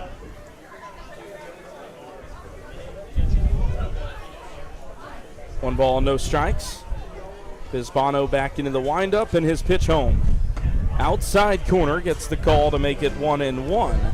You talked about the wind earlier on the fly ball to right field. That wind is coming directly in from about right center field into our faces. Last night we had the wind coming from behind us out to the field. Tonight it's coming from the field into us. See how that affects balls hit into the air here as the 1-1 pitch. Another fastball inside half of the zone called strike 2. This is a familiar home for the Kingsman summer team. Of course, they've been down here to play the Blowfish and the Glowfish a number of times, but it was a familiar home for the Academy over the course of the spring season. We were down here a number of times. 1 ball and 2 strikes. There's a foul ball. It remains 1-2. The Kingsmen played a non-conference series here on the varsity side of things for the Academy against P27, and then this ballpark hosted the ABA round robin in late April, where a bunch of the Northern Division teams, including the Kingsmen, all came for a few days and played one another. Back here with the summer team is the 1-2 is a slider dropped by Ritzma. He'll have to go to first as it was swung on and missed, and it's another strikeout for Aiden Bisbano. Out number 1 as the throw down to Anders is on the money. Strikeout number 4 of the night. All of his outs recorded by strikeout. That's right. Yeah, you only have 1 single to interrupt the pattern. He struck out 4 of the first 5 batters he has faced. Bisbano now pitching to the catcher, Toby Soblarowski. And he sees one just low of the knees for ball 1. Micah Irving was on the mound in last night's win, and he pitched wonderfully. One thing he did very well was rack up the strikeouts. Similarly to Bisbano, his first few were swinging. Bisbano has 4 strikeouts as he throws the 1-0 on the outside corner. All 4 of them a swing and a miss. That's right. 1-1 the count now to Soborelski. Base is clear. Gino Lazari, the second baseman, a step into shallow right field. The infield back with the 6-hole catcher at the plate. That is a change-up low to make it 2-1. Here comes Joe Hudak out to the mound. He is not missing by much on these pitches. And this visit to the mound by Joe Hudak maybe more for the benefit of the home plate umpire than he just was looking at him on his way to the mound there than it is. He's going to have a chat with his boys, but he's waiting on that umpire to come out to break this up so he can say what's really on his mind. I can't imagine that there's a whole lot to be unhappy with the way this Not really, other than, the consistency of the strike zone, and that's always a gray area, I mean, and again, I'm not going to attack an umpire. There he goes now out to the mound to move them along, and that's where Joe will say, listen, what's up? There we go. Yeah, see? It's all very cordial. For the moment. It looked like he was confirming the count with him. Yeah. I'll say one thing that has impressed me, as you well know, being around Kingsmen for as long as you have, those watching from home will know as well. He's had a number of run-ins with the umpires, a number of ejections. His career. This spring, he didn't get tossed once. He was a good boy. Yeah. If you can believe it. Ground ball to Yarborough. I almost feel disappointed. Yarborough to first, Anders to full extension, but he keeps the right foot on the bag, and there's 2 away. I grew up in Baltimore back in the 60s where we had a guy named Weaver, a Hall of Fame coach, who was notorious, and every time Earl came out of the dugout, the crowd went nuts because they knew he was going to get run. It was just a matter of how and when. Always putting on a show. That's right. Of course, he had a winning team. Those were the glory years. The Kingsmen are having a couple of glory days so far here to start the season. 9 runs on 8 hits so far in the contest. Lexington looking for their second base knock of the game as the USC Sumter product, Maddox Free, comes to the plate. 1 ball and no strikes after the first pitch was low and away. Bisbano trying to get out of the second with 3 up, 3 down, and he is behind 2-0, which will make it harder to do that. No, he's trying to paint a corner, but he's missing. Maddox Free will look out to the field and into the dugout and see a couple familiar faces. Collegiate teammates of Brady Yarborough at short and Riley Darby, who's in the dugout as the DH. There's a hard line drive. It's fair down the line. McNeil chases. Rounding first, heading to second is Maddox Free, and he's in there standing up with the 2-out double. Well, and he stumbled coming around first base, was able to regain his footing and make it in safely. But yeah, that's a nice hit there. Got it over the head of Christian Burney, nothing that Burns at the hot corner could really do. And for the second straight inning, the Glowfish have a runner in scoring position. They were unable to cash in the first, but Tucker Bryan has the chance to change the script here in the second.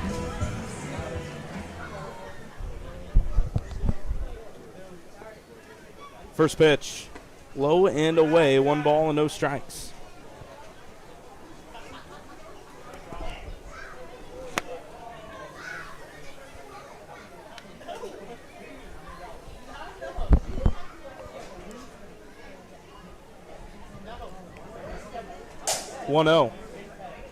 And that is outside for ball 2. A reminder that you can view all of the Kingsmen live stats and follow along on the Kingsmen Game Changer page. Though a disclaimer that a paywall is in effect if you want to view those live stats, but don't worry because you can go to the Kingsmen website and I've got them all up there for you. Free of charge. Line drive to right in front of Benhart. Runner getting the stop sign at third. The throw to the plate was a decent one, and it's corners with 2 outs after back-to-back base hits.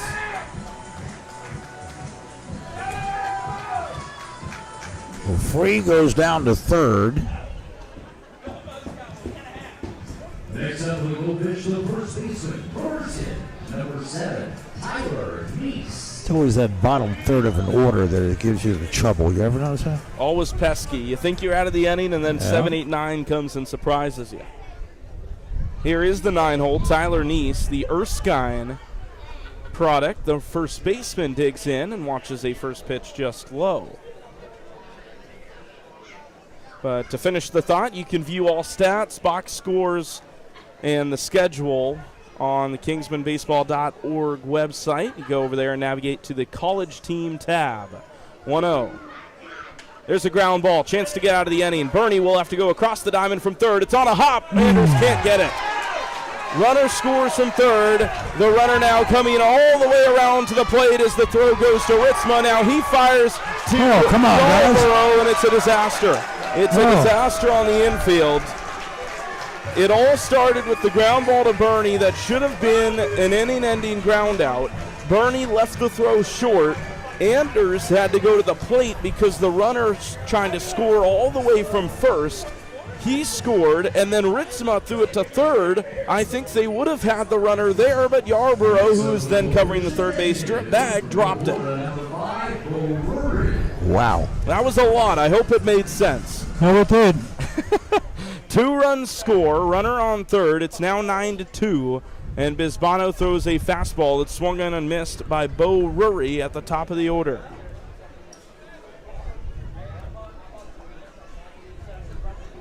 The first 2 runs of the season go against the Kingsmen unearned. Bisbano won't get charged with them after the error, and a ground ball makes it 0-2.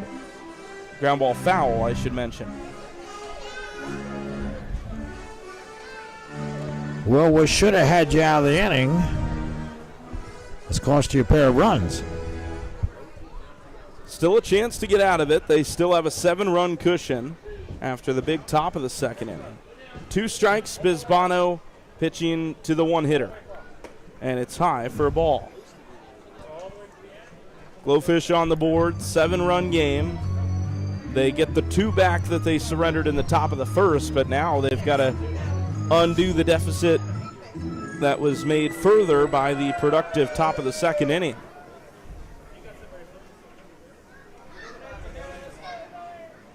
Bisbano up near 45 pitches now. 1-2. Slider poked foul.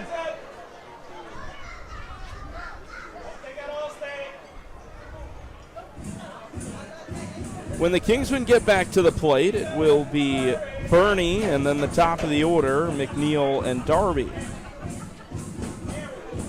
It's been a very long, as you mentioned before the start of this half inning, it has been a very long second inning and a very long start to this game.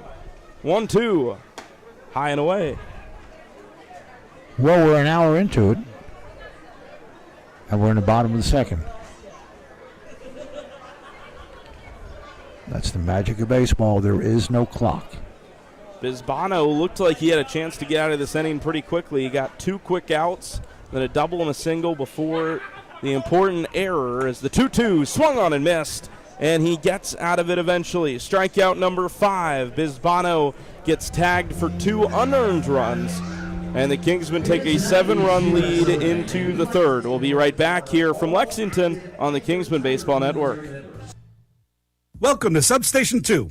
Why did you slap me? For being fresh. I wasn't being fresh. No, your sandwich is so fresh. Well, we do slice everything fresh to order. Now, what can I have for dessert? No, now look who's being fresh.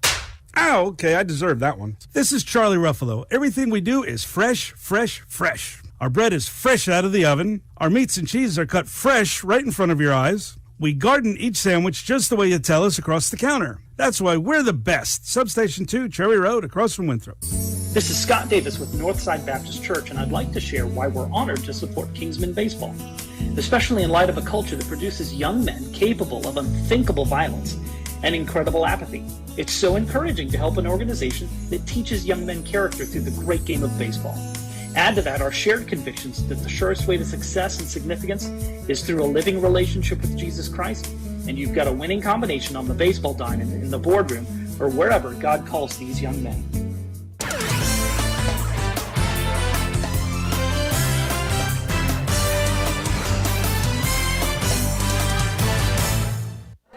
Back here for the third, it was a long second inning. The Kingsmen got 7 in the top, surrendered 2 in the bottom, and now it's 9-1-2 for the Kingsmen after they sent an astounding 12 hitters to the plate in the second inning. We'll see how many they can bring here in the third. It starts with the bottom of the order. Christian Bernie had a base hit his first time to the plate.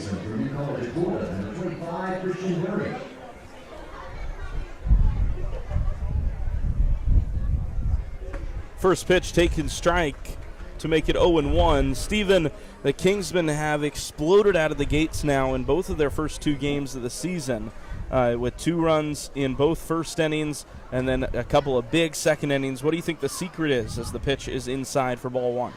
Well, I think it's still a matter of getting to know each other, the process. I mean,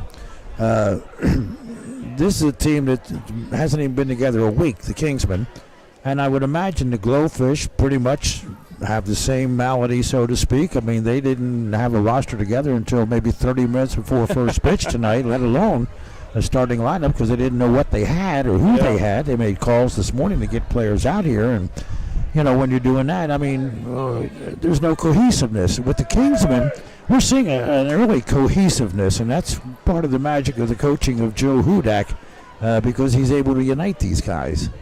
That's a good point. A couple of pitches later, it's 2-2. Bernie hits it down the line hard but foul, and nearly takes out a giant group of kids that were behind home plate walking a couple innings ago. Now they're out there playing, and that ball landed amongst them. It's still 2-2, but it's a good point. Even though a lot of these players haven't played with each other, they've all played under the same system, and it's easier to mesh because of that. Exactly. 2-2. Bernie again a foul ball. There's a pretty defined Hudak system that's been put in place over the years, and these players know how to play it well.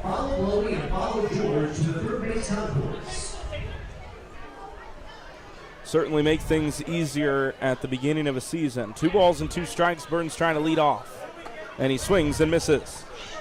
A strikeout with the fastball at the letters makes it 1 out here in the 3rd. We're back to the top of the order, and Caden McNeil, who's scored twice tonight, has been hit by a pitch and singled.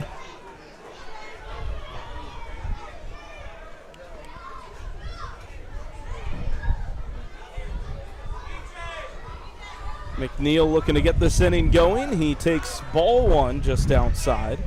Fastball that didn't miss by much. The wind continues to whip through here in Lexington, though it is a little bit milder than it was earlier. 1-0. There's a line drive foul and into the Lexington night sky. Still a little bit of light here. It's a little after 8 o'clock in Lexington, South Carolina, but it has certainly been brighter. The clouds keeping things overcast as well. 1-1. McNeil takes a breaking ball low. Caden McNeil, as every hitter does, with 2 strikes, can have some trouble with the breaking ball, but he is very good at laying off of it when he is not down to his final strike, because he takes a fastball inside. He is very good at looking for his pitch early on in counts. 3 balls and a strike. Hitters count for McNeil with Riley Darby awaiting his turn on deck. 3-1. Right down the middle, 3-2. Well, he knew he had to throw a strike, and of course, smart move up there taking. McNeil looking to reach for the 3rd time. A single and a hit by pitch. Here's the 3-2. And that is low, a walk. That on-base percentage for the Witsit native is steadily rising. And this man is a definite threat to steal base. That is for sure. He has 2 already in the ball game. Talked about it in last night's broadcast. He had over 50 during the academy season between the prospect and varsity teams. I never got official stats numbers across all the divisions, but I would be willing to bet there is a very small group of ABA base runners that eclipsed the 50 mark this season. There he goes again. Throw down to second is a good one, but McNeil's in there with his 3rd stolen base of the game. Oh, my. He's fun to watch. Can change the dynamic of any inning, as Darby now has the ability to hit without much of a double play threat. 1 ball, no strikes. The left-hander still at the plate. The pitch from Corley is hit left side, hooking foul. It is 1-1.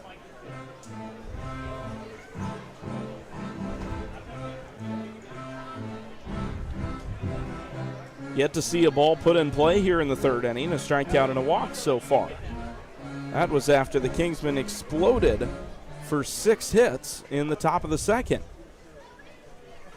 McNeil on second. The pitch to Darby is popped up. This one is foul but playable. The third baseman free makes the catch and foul ground, and there are 2 gone. He has now had a pop-up in each of the 2 games to the left side, the opposite field side for the lefty in the infield. Center fielder for UNC Asheville, number 10, Josh Jackson. Josh having a 1-for-2 night, has scored a run, driven in a run.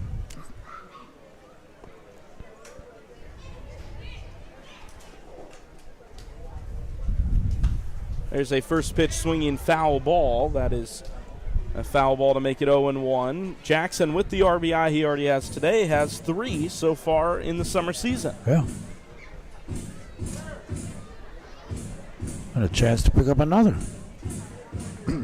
A hitter that is about to take the step into the D1 level of collegiate baseball, and he is continuing to swing a hot bat in the meantime. That ball is outside 1-1. McNeil was about a third of the way to third base on that secondary, and he is being paid little to no attention by the Glowfish middle infielders.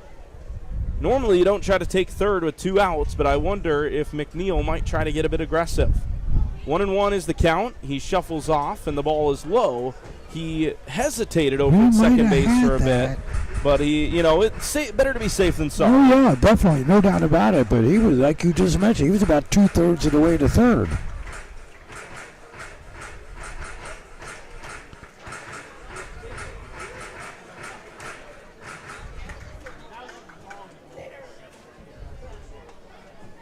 Two balls and a strike. The pitch. Jackson grounds it foul, chopped it back to the screen. Hanging tough.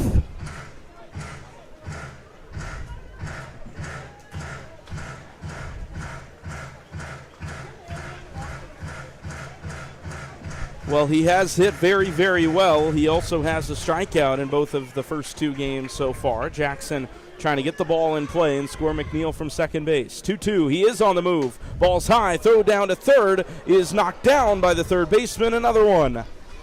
That's another one. He has 4 stolen bases in 3 innings. When you're hot, you're hot. Unbelievable.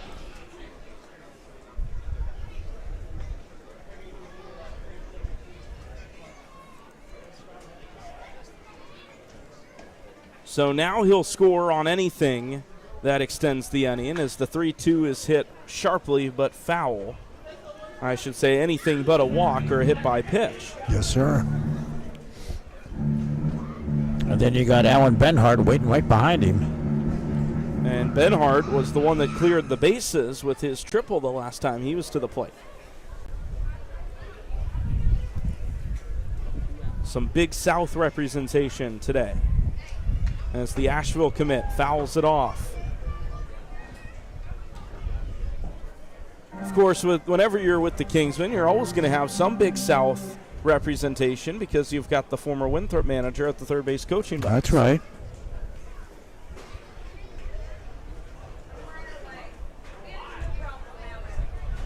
An Eagle in the left side coach's box, a Tar Heel on the right side.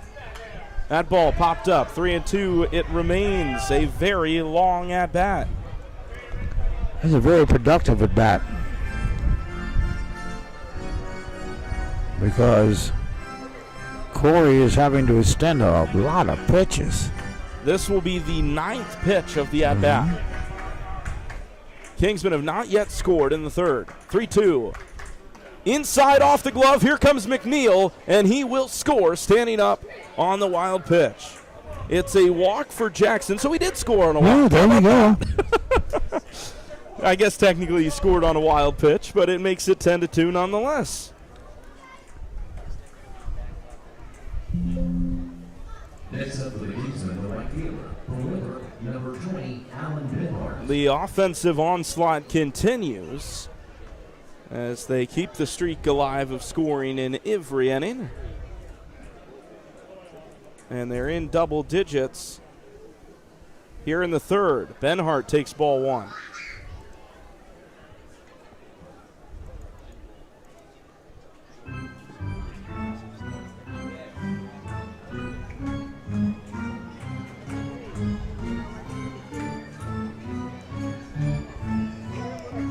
Well, a 10-2 ball game. 1-0. Benhart hits it hard into right center field. That ball is down. It hops off the wall. Here comes Jackson around third. Benhart strolls into second. Throw to the plate is not in time. Have a day, Alan Benhart. It's 11-2. Wow. I'll tell you something. Jackson was steaming around them bases. They just will not stop hitting. Benhart with the RBI double. It's actually the first hit of the inning for the Kingsmen. He has 5 RBIs in this game. That's unbelievable.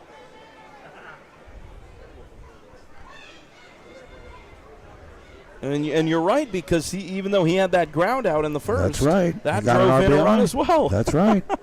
Picked up 1 in the first, 3 more with that bases clearing triple in the second, and now this. RBI double.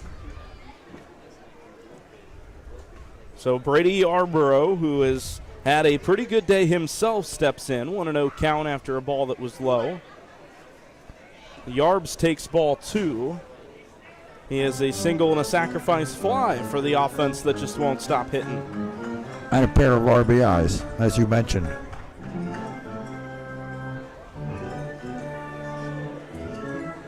He has a hitter's count here, and with the runner on second, a chance to drive in yet another. And that is 3-0. If the inning continues further, it'll be Mason Ritzma. Catcher going to go out and have a little conversation now with Dalton Corley, the reliever, who now has 45 pitches into his night.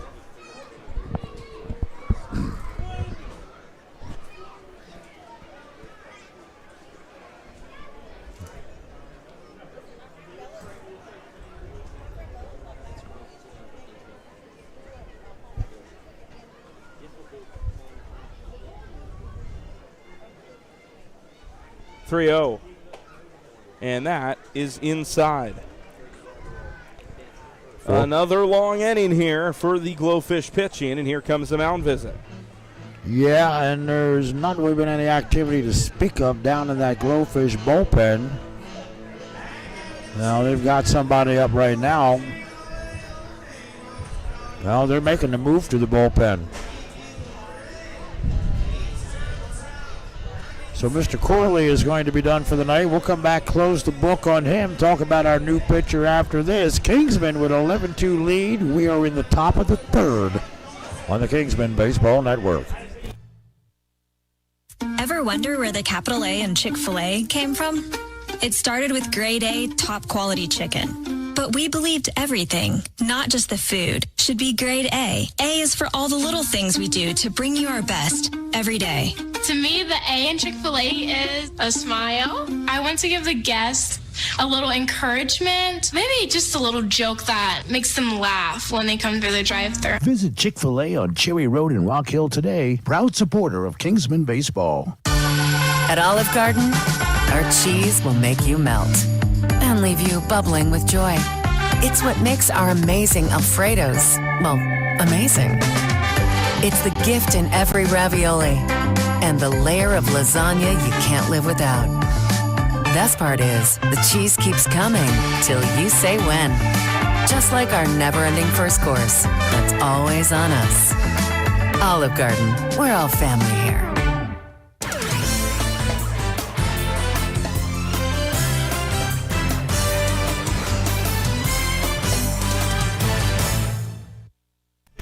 Caden Hewitt will take over for the Glowfish as Hewitt comes in out of the bullpen, and they may give him a little extra time to get loosened up there because that was all pretty quick.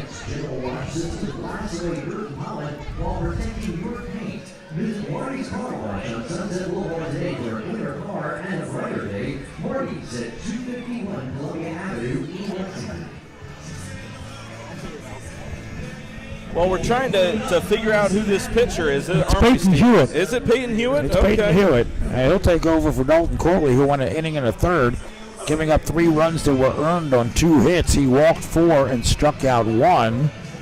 Is not on the hook for the decision, but is going to be licking some wounds nevertheless. So Mason Ritzema gets ready to face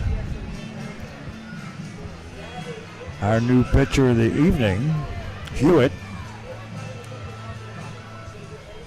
And we're ready to go here. Top of the third, Kingsmen with an 11-2 lead, and they're not done adding to it yet. Runners at first and second. Once again, Griffin Leonard. Thank you very much, Steven. Let's get this third back up and rolling. The Kingsmen have, to this point, scored 2 more in the top of the third. They have runners on second and first. Here is the left-handed hitting Mason Ritzema. The pitch.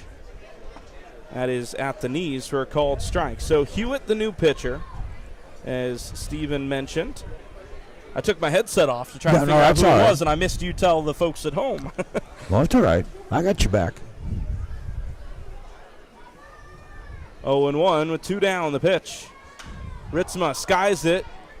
Shallow left. The shortstop back out there to try and make the catch, and Buchanan has it to end the inning. Kingsmen grab 2 more. It's 11-2. We'll be right back here on the Kingsmen Baseball Network. This is Scott Davis with Northside Baptist Church, and I'd like to share why we're honored to support Kingsmen Baseball, especially in light of a culture that produces young men capable of unthinkable violence and incredible apathy. It's so encouraging to help an organization that teaches young men character through the great game of baseball. Add to that our shared convictions that the surest way to success and significance is through a living relationship with Jesus Christ, and you've got a winning combination on the baseball diamond, in the boardroom, or wherever God calls these young men. Let's kick back for the moment. Toss all your worries in the air, 'cause you'll forget them when you're there. Let's go out back tonight. Let go of the day. Go out back tonight. But the steak is thick and juicy. The shrimp is grilled and sweet. The chicken, tender. Your only worry is which to choose. Let's go out back tonight. Tonight, let go. Like we'll still be there tomorrow. Go out back.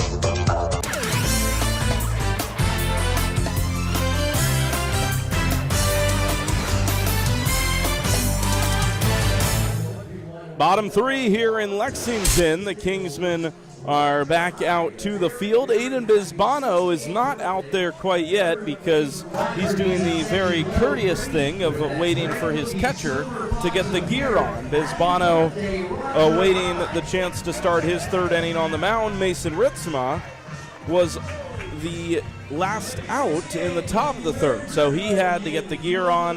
Bisbano gave him an extra moment, and now the Somerville native is out there to warm up. But, you know, it's always nice seeing Bisbano out on the mound for the Kingsmen. I'm sure I've told the story last summer a couple times. You might remember Bisbano and I lived together last year when we had the host families. Now we're in those apartments in Gastonia that the Academy stayed in. But we were both in the same house. Shout out to Amber Beal from Rock Hill for her awesome hospitality.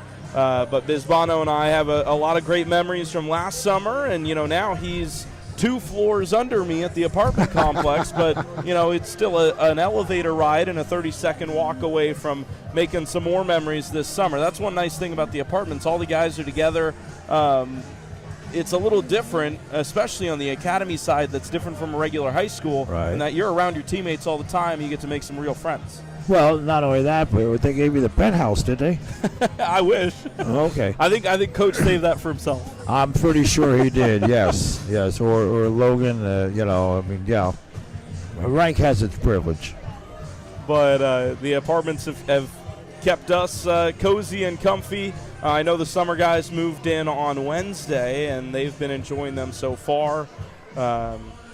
It's been a good start to the summer in a lot of ways on and off the field. So that's a good sign to see. It's also a good sign to see the scoreboard in its current state, 11-2, as we go to the bottom of the third. And Gastonia has been a good fit for Coach Joe Hudak. I mean, he attempted, this has been his dream for a lot of years, and he attempted to do this in York County, and I'll go ahead and say it for what it is. Could not get the cooperation of the York County Council, and therefore the idea died. They couldn't get any support out of the city of Rock Hill either, for that matter. Talked to some folks in Chester who had some other irons in the fire that was commanding their attention and wound up taking it to Gastonia. I know even for a time Charleston was a potential site. Yes, that was. I remember that. Bisbano drops one on the inside corner to get the bottom of the third off and running. But Gastonia eventually became the home. I know the plan's still long-term. Coach wants to get it into Rock Hill. There's a plan for a ballpark complex to be built in, I believe, 2028 would be when they're hoping to have it done, as there's a swing and a miss to make it 0-2, and that would be the home of Kingsman baseball as a whole when it's eventually done. Both the summer team and the academy team would have a ballpark that they can actually call home rather than just, tenants over the course of the season. Exactly. No balls and 2 strikes. Bisbano out of the windup. Inside, but just. It's 1-2. Aiden continuing the streak of starting pitchers that have looked very good. Ran into a little 2-out trouble, but the 2 runs that ended up against him in the second were both unearned. 2-3-4 here in the third. It's 1-2. Fastball, got him looking. Ring him up, strike 3. Bisbano gets his first one by way of the punch out. It's a strikeout for his 6th overall of the day, and there's 1 out here in the third. Well, I tell you, he's had, it's interesting. He's stayed as fresh as he has because he's had a lot of time to sit and rest when the Kingsmen have come to bat in the top of these innings. That can be a blessing and a curse. Yes, it can. So far, it's been an advantage. Here's Vince Santostefano, a familiar name for his second at-bat. Santostefano hit .273 last season for the Kingsmen. He had 11 RBIs, 1 home run. The center fielder has been active in the outfield trying to contain this Kingsman offense. 0-1. That gets away from Ritzma. Nobody on, so it won't matter too much. It's 1-1. Now let the bat boy get it.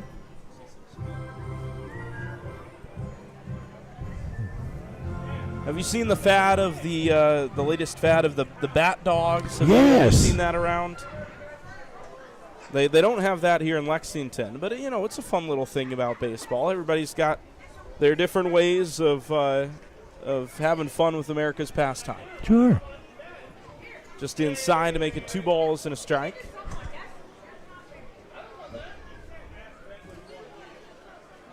Bisbano got the strikeout to start the inning, now facing his former Kingsman teammate. 2-1 pitch, and that's high and away for ball 3. Vince worked a full count the last time that they squared off, and then Bisbano was able to strike him out with the fastball up near the shoulders. The Barton outfielder hitting in the 3-hole for these Glowfish. 3 balls and a strike. Bisbano comes set. Brings the leg back and up. 3-1. Pop up on the infield. Playable for Davis Anders, who comes all the way in from first and catches it a few feet from the mound. 2 outs on 2 hitters here in the bottom of the third for the Kingsman defense. That was a little willy-nilly there for a second. But again, they communicate it, and that's usually where plays like that go wrong, is when nobody communicates. That wasn't the case this time around. And we saw a play yesterday where Micah Irving from the pitcher's mound came all the way over to foul territory, made a tough catch.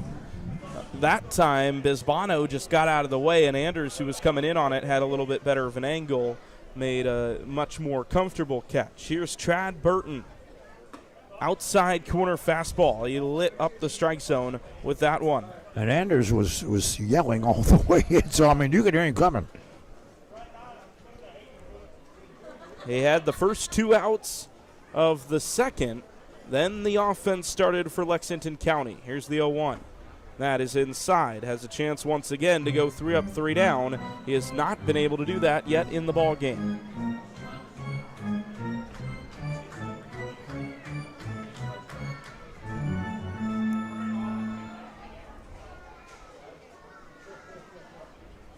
1 ball and 1 strike.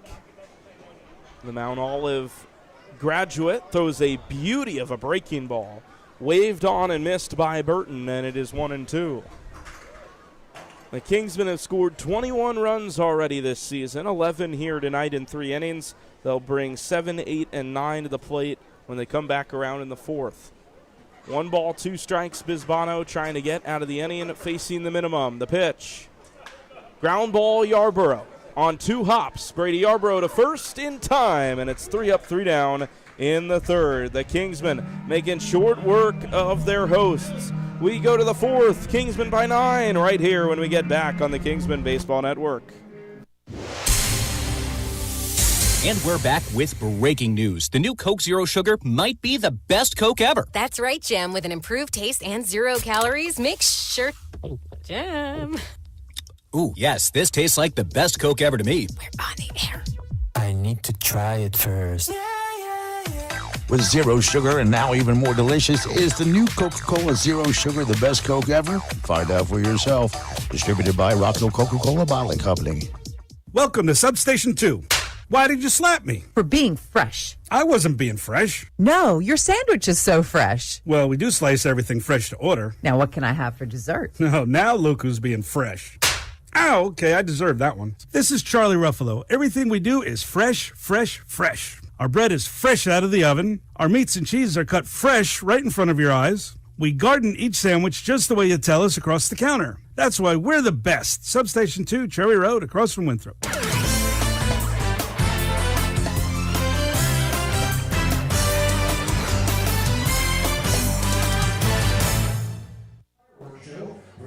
Welcome back here to the broadcast. It's the Lexington County Baseball Stadium, the site of today's Kingsmen Baseball Summer Collegiate Ball Game. And the Kingsmen up by 9 runs as we step into the 4th. Griffin Leonard here with Stephen Stone. And the Kingsmen shut down the Glowfish in the 3rd. Aiden Bisbano worked his first 1-2-3 inning of the ball game. And now it's the bottom of the Kingsmen order trying to keep the streak alive so far that has seen them score in every inning of this ball game. 2 in the 1st, 7 in the 2nd, and then another 2 in the 3rd. Tough to argue with that. It is very hard to argue with that, but what's more is they finally got that first 1-2-3 inning this past inning with the Glowfish. So it's just a matter of cruise control now, I think, for the Kingsmen and just getting through this night. Kingsmen out hitting the Glowfish 9-3. Davis Anders into the box to start the 4th, and he takes a strike. Anders so far in the ball game is 1 for 2, a single and an error on the second baseman on what was an infield pop-up. That is outside, a good-looking pitch, but an even better take by Anders on the outside breaking ball, 1-1. He was trying to get him to chase that one, and it is hard to lay off those.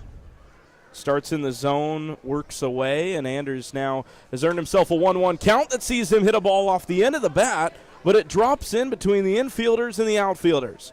Pulled it left side. He was well out in front, and it's an RBI single, or rather a leadoff single. Tough to do an RBI single with nobody on, as Anders is on with nobody out for Gino Lazzari. It is a heck of a trick. I don't know that it's ever been done. Or as Casey Stengel once said, I've heard it's never been done, but I haven't seen it. Or words to that effect.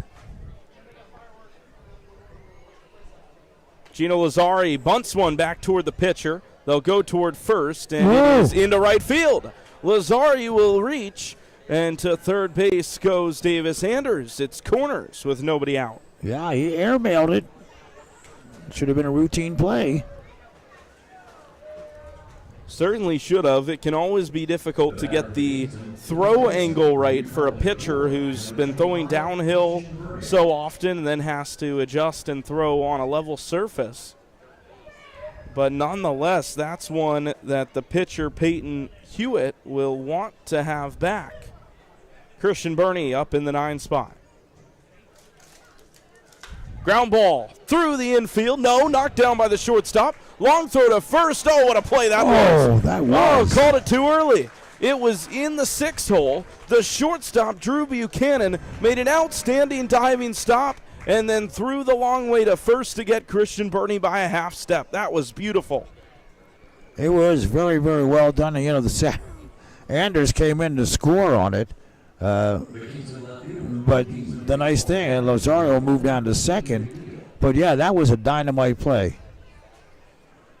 by the shortstop, Drew. Now you got a little meeting on the mound. Drew Buchanan.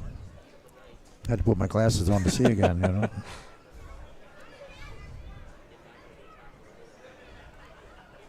On the computer of yours that you keep score on, you know, they make that they make that fine print so fine. It is tough to way read. fine, and I've tried everything imaginable to increase the font. McNeil swings at the first pitch he sees, taps it about 6 inches. It was called a fair ball by the home plate umpire as McNeil nearly collided with the catcher trying to make that play, and McNeil is thrown out. So 2 quick outs after 2 quick base runners. The runner moves to third in Lazari, and here comes Darby. O'Reilly's had a night. He's walked, scored a run in the first, singled and scored a run in the second, and then fouled out to the third baseman in the third. He's been up every inning, including this. Now a first pitch pop-up, foul ground, third base side, and out to end the inning. Darby goes down. Kingsmen score 1. Stephen Stone takes over when we get back on the Kingsmen Baseball Network. Attention fans, Planet Fitness is proud to team up with Kingsmen Baseball, where strength meets sportsmanship. Whether you're hitting home runs or hitting the gym, Planet Fitness has everything you need to stay game day ready. With tons of equipment and memberships starting at just $15 a month, it's the perfect place to stay strong, stay motivated, and stay in the game. Planet Fitness, because we're all strong on this planet. Proud sponsors of Kingsmen Baseball. Ever wonder where the capital A in Chick-fil-A came from? It started with grade A, top quality chicken. But we believed everything, not just the food, should be grade A. A is for all the little things we do to bring you our best every day. To me, the A in Chick-fil-A is a smile. I want to give the guests a little encouragement, maybe just a little joke that makes them laugh when they come through the drive-thru. Visit Chick-fil-A on Cherry Road in Rock Hill today. Proud supporter of Kingsmen Baseball.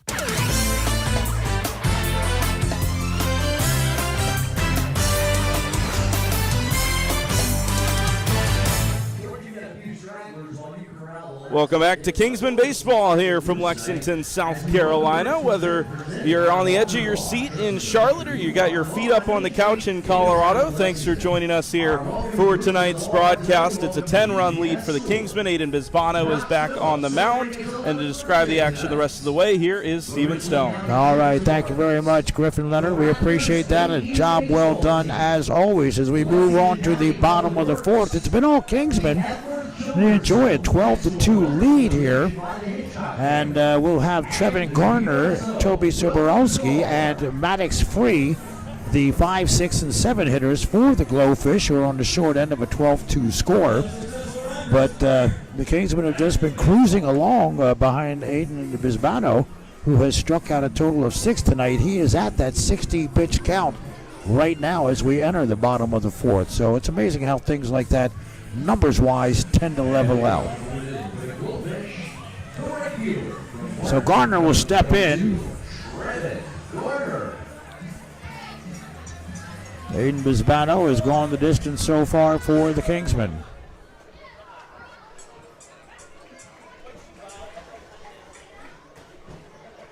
And he'll deal high and away for ball 1. Kingsmen are back in action Tuesday night. We'll come home to the friendly confines of York Comprehensive High School and welcome the Joanna Hornets from literally Joanna, South Carolina, who are coming to town for a 6:30 matchup, and that just whacked him in the elbow. So the Glowfish get a man aboard the hard way with the hit by pitch. Plunked him on the elbow. That'll bring up Toby Soborowski, the catcher, who was grounded out to second his first time up, but now has an opportunity with a man on base. So Soborowski steps in. Runner will be held at first by Davis Anders. And the pitch, inside corner, called strike. Looks like the Kingsmen have gotten the bullpen active a little bit down the left field line. I know that the other Kingsman newcomer, there's only 2 this year that we have not seen, Ben France, is supposed to pitch at some point tonight. We'll see who that is down the line when we can tell you. Well, that hits the outside corner. 0-2 the count. But, yeah, you got to be happy with the performance Aiden Visbano has turned in here. I mean, he's been comforted by the tremendous run production of the Kingsmen. But Aiden's pitched himself a whale of a ball game.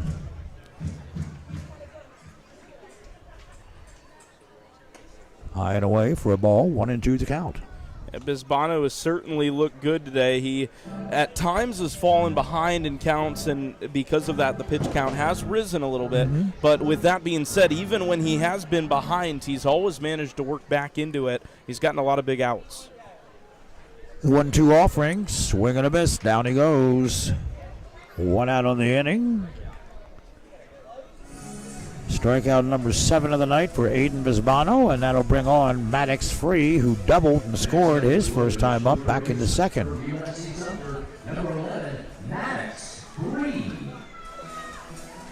So Mr. Maddox Free will step in. Right-hand hitter. Ground ball, shortstop will take it on the hop. Yarborough forced to second and over to first. A 6-4-3 twin killing. Just what the doctor ordered, and the Kingsmen are out of the inning. No runs, no hits, no errors, nobody left. We've played 4. Kingsmen with a 12-2 lead as we head for the top of the 5th when we return on the Kingsmen Baseball Network. Welcome to Substation 2. Why did you slap me? For being fresh. I wasn't being fresh. No, your sandwich is so fresh. Well, we do slice everything fresh to order. Now, what can I have for dessert? No, now look who's being fresh. Ow, okay, I deserve that one. This is Charlie Ruffalo. Everything we do is fresh, fresh, fresh. Our bread is fresh out of the oven. Our meats and cheeses are cut fresh right in front of your eyes. We garden each sandwich just the way you tell us across the counter. That's why we're the best. Substation 2, Cherry Road, across from Winthrop. This is Scott Davis with Northside Baptist Church, and I'd like to share why we're honored to support Kingsmen Baseball, especially in light of a culture that produces young men capable of unthinkable violence and incredible apathy. It's so encouraging to help an organization that teaches young men character through the great game of baseball. Add to that our shared convictions that the surest way to success and significance is through a living relationship with Jesus Christ, and you've got a winning combination on the baseball diamond, in the boardroom, or wherever God calls these young men.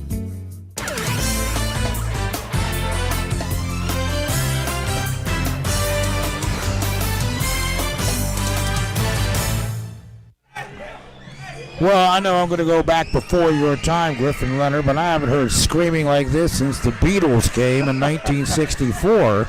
I can imagine it. I started looking around, thinking, what, are they back? Looks like a couple of the staff members, a lot of kids in the house. You talked about the Little League walk earlier. It looks like a couple of the members of the staff brought out some water guns, and that is electrified the atmosphere despite the home score line tonight. Oh, now that makes perfect sense.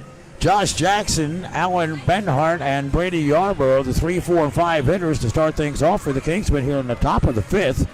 They enjoy a 12-2 lead over the Lexington County Glowfish. As we mentioned, we're back home Tuesday night in York to welcome the Joanna Hornets. And, of course, first pitch is 6:30. We'll be on about 6:15 with the pregame. And if you thought Joe Hudak was happy tonight in the pregame, where do you hear him Tuesday if things continue as they are? So here's Josh Jackson to step in. Josh has had a big night with an RBI and a couple of runs scored. He'll look at ball 1. Well, and hey, if you don't want to wait until Tuesday, you can listen to his post-game comments up on YouTube here tonight. That's right. You talked to him before, I talked to him after. We never leave the man alone. No, we don't. But he's come to expect that. I mean, I've known the guy 30 years. 1-1 the count.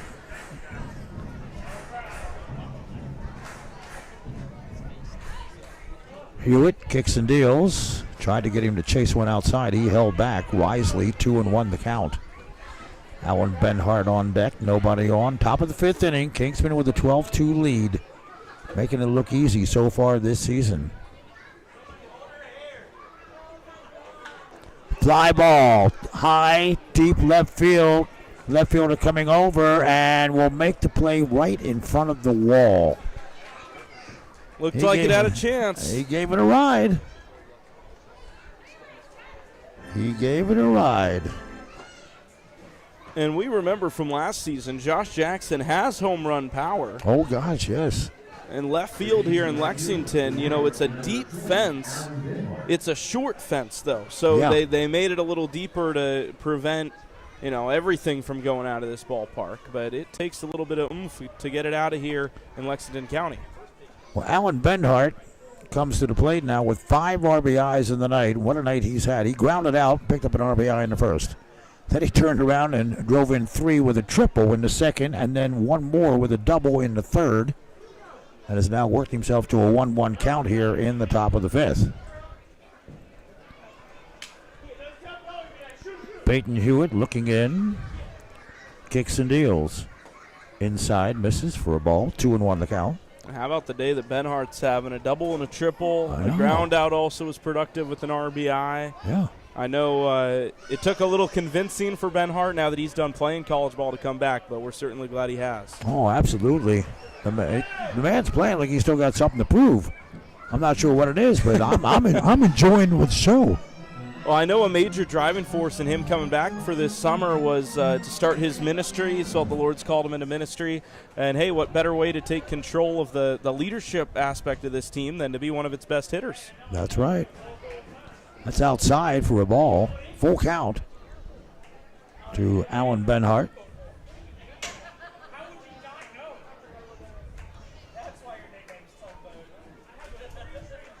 Three-two payoff pitch.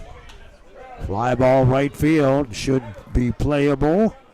Can of corn for the right fielder Trevin Garner, and there's the second out. With the way he's been swinging it today, that launch angle screamed home run, but it was a little inside toward the handle of the bat. Didn't quite catch enough of the barrel to drive it out. And you've got that wind working against him, too. That's coming course. directly in from right field that we talked about earlier. You're right. So here's Brady Yarborough with a pair of RBIs on his night. A single back in the first, walked in the third, and sac fly to pick up his second RBI back in the second. That is fouled into the screen for strike one.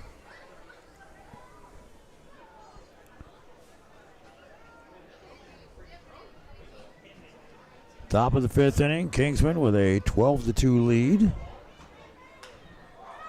Pops that one up. Second baseman should make the play. Tucker Bryan underneath and squeezes it for the third and final out. No runs, no hits, no errors, nobody left. We've played 4.5. It's an official game. Kingsman with a 12-2 lead over to Lexington Glowfish on the Kingsman Baseball Network. Ever wonder where the capital A in Chick-fil-A came from? It started with grade A, top quality chicken. But we believed everything, not just the food, should be grade A. A is for all the little things we do to bring you our best every day.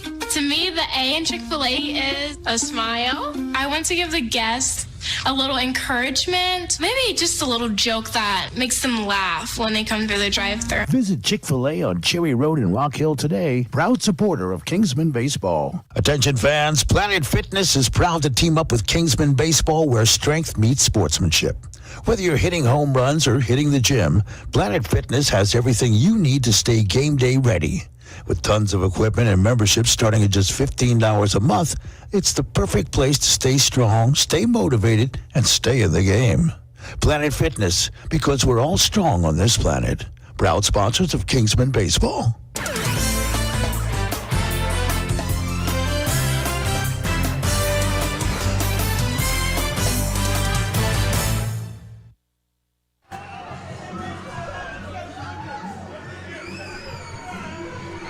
Ain't no place like Lexington, South Carolina on a Saturday night at Lexington County Stadium, even when your guys are getting basically thrashed by a score of 12-2. You'd never know it. This crowd is just having a ball. This place is absolutely electric, and this is why we enjoy coming here so much each and every year. Not to mention they roll out a red carpet for us, but We'll go now to the bottom of the fifth. It'll be Tucker Bryant and Tyler Neese, and then the top of the order with Bo Rury to face Aiden Bisbano, who is still on the scene. Aiden now at 67 pitches of the night has struck out 7, so I would imagine that Coach Hudak will have Aiden on a short leash here in the bottom of the fifth.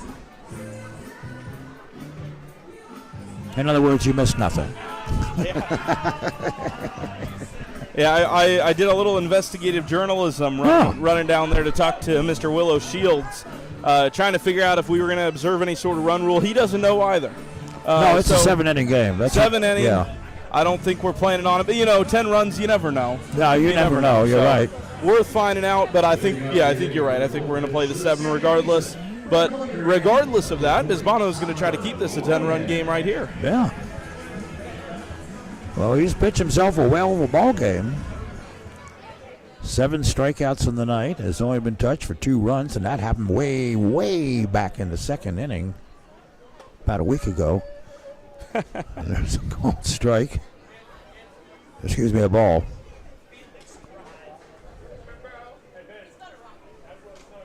Want to know the count to Tucker Bryan, who singled and scored his first and only time up back in the second. He'll slap that foul right side out of play.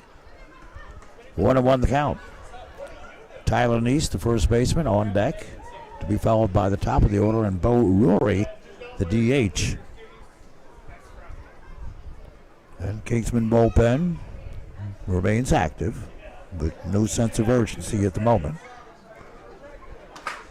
Ground ball, high hopper, and that'll be taken by the pitcher, Bisbano, who will then throw it into right field. He had a little more time than I think he may have thought he had in which to make the throw, but it's going to be an error on the pitcher, on the throw, and that'll advance the runner down to second. Yeah, that's a pretty simple mistake, unfortunately, from Bisbano. He came off the mound, got the ball in plenty of time. I thought for a second he had a chance to tag the hitter that was running down the first base line, because he fielded it pretty close to that baseline, but he took a step into foul territory and then threw on the run, and the throw filtered wide into right field. So an unfortunate start to the inning for the defense.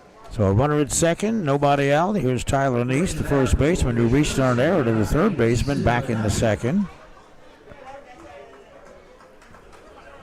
Left-hand hitter steps in.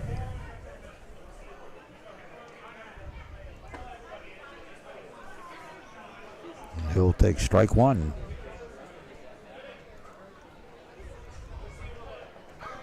Will come your way Tuesday evening at 6:15 with a 6:30 first pitch. The Kingsmen back home in York to face the Joanna Hornets. And then Wednesday we'll hit the road again. Throw down to third, and we got a stolen base. No, he's out. He slid over the bag. Wow, what a piece of bad luck that was for Tucker Bryan. He originally was ruled safe, but overslid the bag, and third baseman wisely, Bernie, kept the tag on him. Yeah, you never know with the turf, and you nailed it. Christian Bernie, high IQ play to keep the tag on, and that just earned the Kingsmen an out. And that's a big out.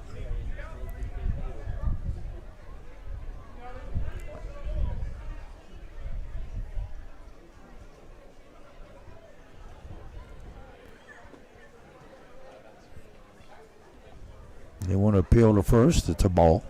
And it does look like we've got a pinch hitter for the Glowfish. Easton McCutcheon, wearing the number 9, is hitting for Tyler Neese. So a change in the 9 spot. Mm-hmm.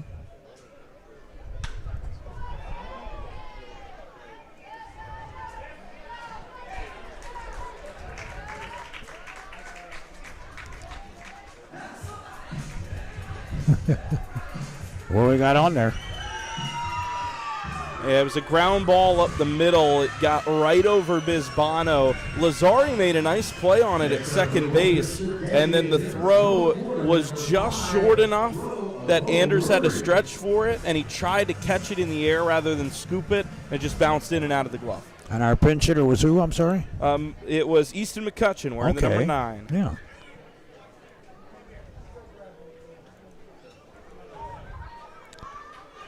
Well, wild pitch will send McCutcheon down to second.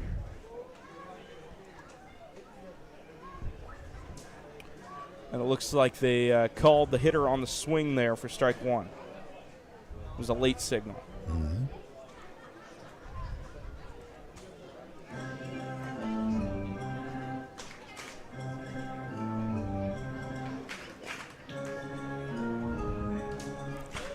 One out on the inning. Runner at second. Rory steps in. He has struck out twice tonight swinging. He'll look at 2 balls and no strikes. Excuse me, 1-1. I see, you can't believe the scoreboard.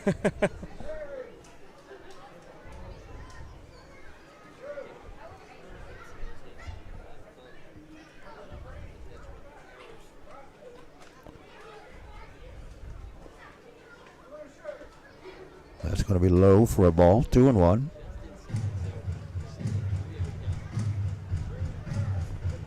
Drew Buchanan waiting on deck.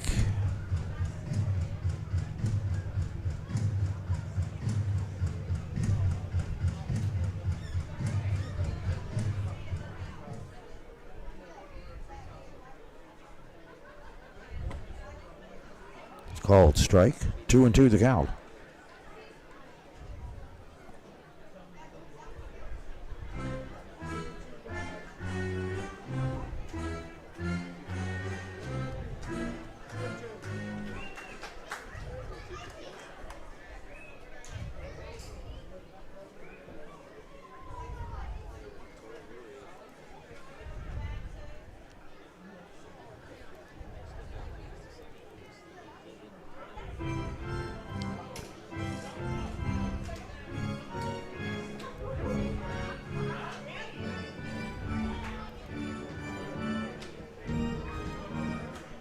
Well, quick conference between pitcher and catcher.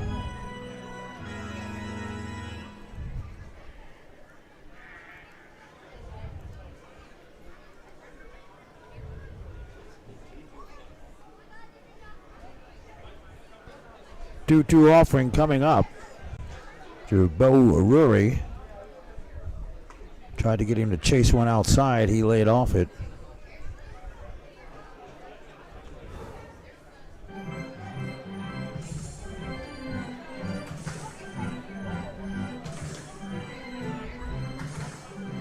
Runner at second, 1 out.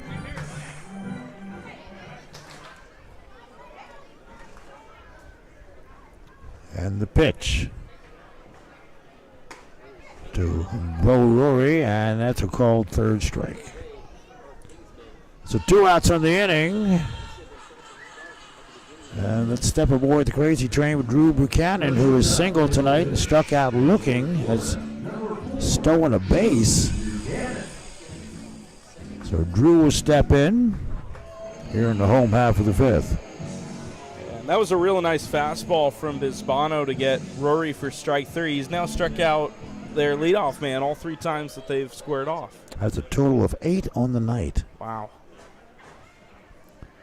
Aiden looking in, taking his time, sets at the belt, comes to the plate, grounded foul on the third base side for strike 1.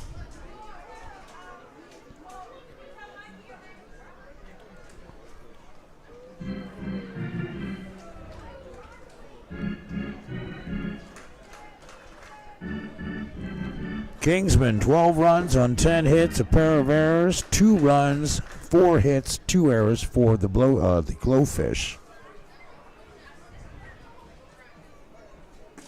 That misses outside for a ball. 1-1 the count.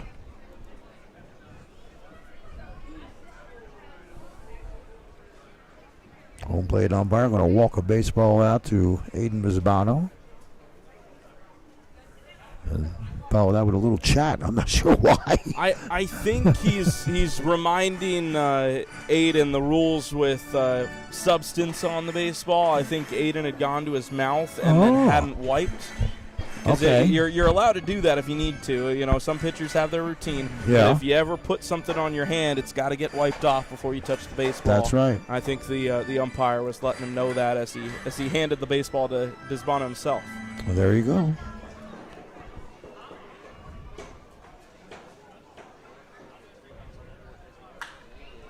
And there's a line drive base hit in the left field. Runner will take a turn to third, and they'll hold him. And the runner will advance to second on the throw.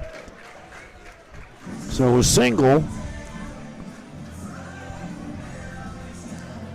McClutchin will move down to third.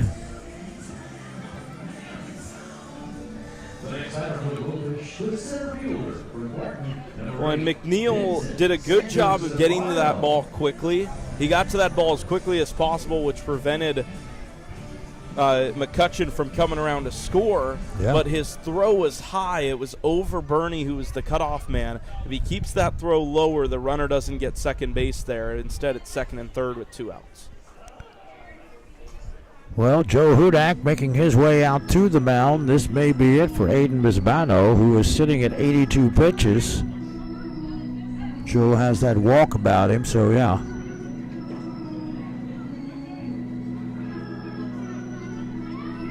No point quite yet, though. Ben France is the one throwing right-hand side in the bullpen, but he is still actively throwing. He doesn't appear to be taking any steps toward the field of play. Yeah, give him a little more time. The collegiate teammate of Gino Lazzari looks like he's getting ready to make his Kingsman debut. Well, Vincent Santo Stefano steps in, who is having an 0 for 2 night. Runners at second and third. 2 outs from the inning. And a strike. Or excuse me, ball 1. Trad Burton, the left fielder, on deck.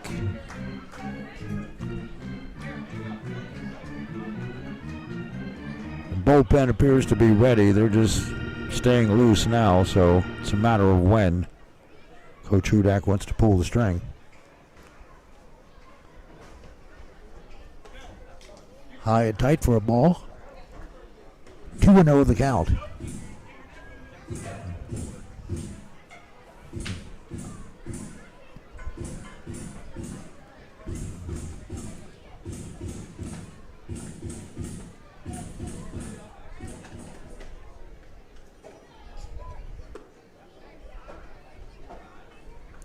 Three and 0 the count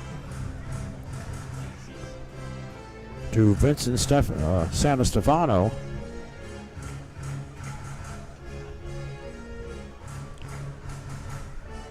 Gotta have a strike here.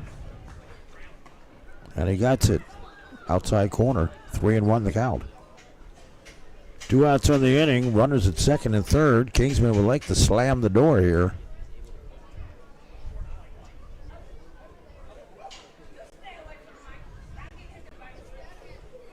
The pitch. That's going to be slapped foul. First base side out of play. We got a full count now. This will release the runners.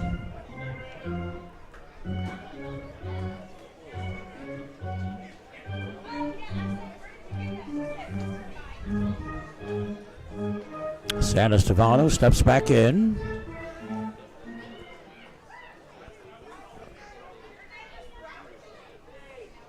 Bisbano looks in. Payoff. Fly ball left field. That is hit well. Very well. So well that it is over the fence. No, it's off the wall. What do we got? It was off the wall. McNeil grabbed it bare hand, but the 2 runs still came into the score. Yeah. Okay. So we have as a double. He skied that thing. And he picks up a couple of RBIs for his troubles. It's Buchanan and McClutchin both score. I think Santo Stefano will be pretty happy to have been able to do that against his old team. Yeah. And it looks like he's also just knocked his teammate out of the game. So this is just a bonus win-win for Vince. Well, Joe Hudak is going to make the change. We'll come back. We'll close the book on Aiden Bisbano. We'll talk about our new pitcher after this on the Kingsmen Baseball Network. At Olive Garden, our cheese will make you melt and leave you bubbling with joy. It's what makes our amazing Alfredos, well, amazing. It's the gift in every ravioli and the layer of lasagna you can't live without. Best part is, the cheese keeps coming till you say when. Just like our never-ending first course, that's always on us. Olive Garden, we're all family here. There's always time in the morning, always time at night. Always time for simple pleasure, sunshine and moonlight. Always time for refreshment when you're on the run. And when it's time for fun, there's always Coca-Cola. Yeah. Coca-Cola. Always Coca-Cola. Distributed by Rock Hill Coca-Cola.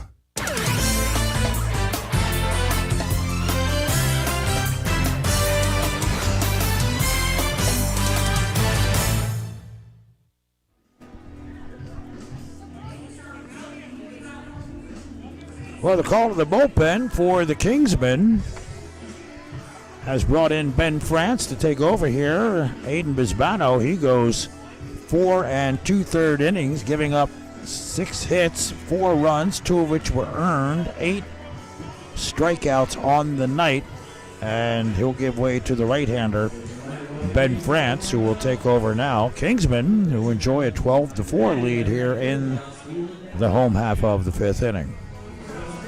Still a pretty good day for Biz. He got some big outs. 4 2/3 is nothing to scoff at. And given that the offense was able to present him with an early lead, it was 9-0 before the Glowfish were able to get on the board with a couple of unearned runs. You know, it's a pretty good start when all's said and done. And now France is going to try to get the last out of this 5th in his Kingsman debut. Well, I want to close the door on this here and then give him an inning or 2 at the most. The less that Joe Hudak has to go to a bullpen, I imagine the happier he's going to be with the limited number of players that he does have. Of course, there are more due to arrive, but that doesn't help you tonight. Yeah, I believe as of now there's 8 full-time pitchers on this staff. 2 of them are not in the state of North or South Carolina right now because Tristan Harless is still home. He's one of the academy players coming in. And then Angel Rari, another one of the academy players coming in. He's still in the Dominican Republic right now. It's his birthday today. Ooh. So he's flying in tomorrow. I think I'm actually been assigned to pick him up from the airport. So very good. But we'll have both of those pitchers here soon, and then I think they'll be able to breathe a little easier on the pitching side. Well, you don't have to take them far from Charlotte Douglas to Gastonia. That's true. So here we go, stepping in for the Glowfish is Chad Burton, and he'll foul that one off. First base side, out of play.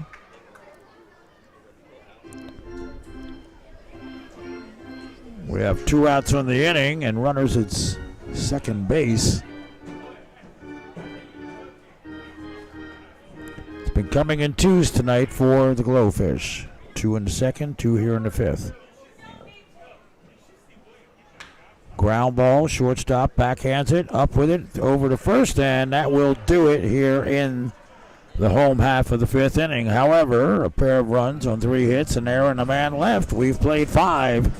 We go to the top of the 6th, or excuse me, the bottom of the 6th on the Kingsmen Baseball Network.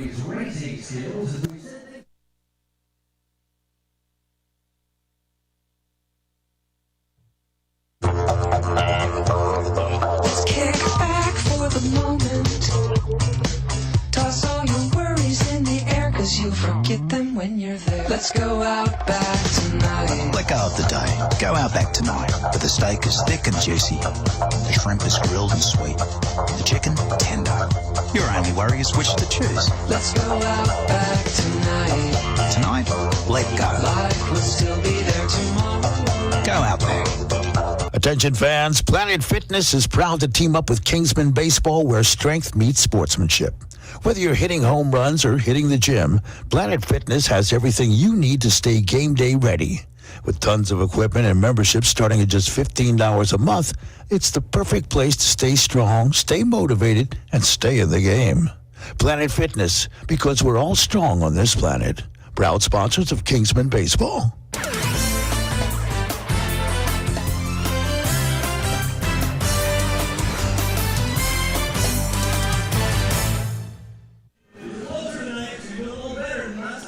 Well, we just had the running of the bases with the mascot and a little girl, and the little girl beat the mascot, I'm happy to report.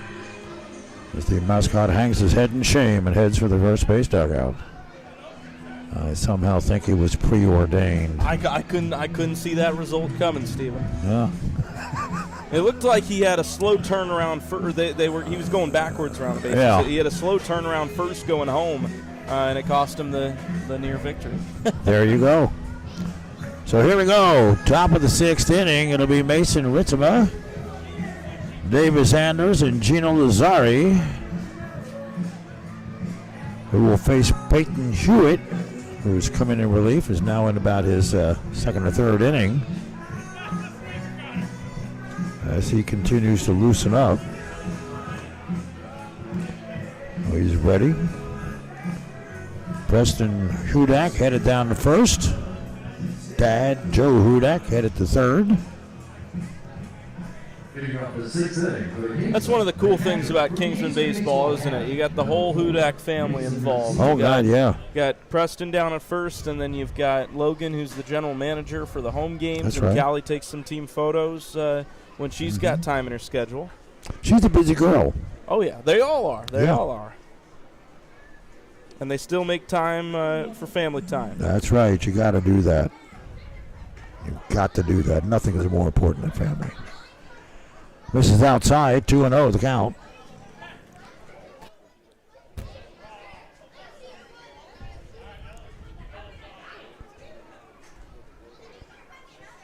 Two-0 offering is upstairs, 3-0 the count. A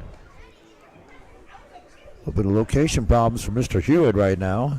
He himself is only at 24 pitches on his night. 3-0 offering. Outside corner called strike. Davis Anders waiting on deck. He's had the hot stick tonight. Been a base runner 3 times. Inside corner called strike. Has battled back to make it a full count.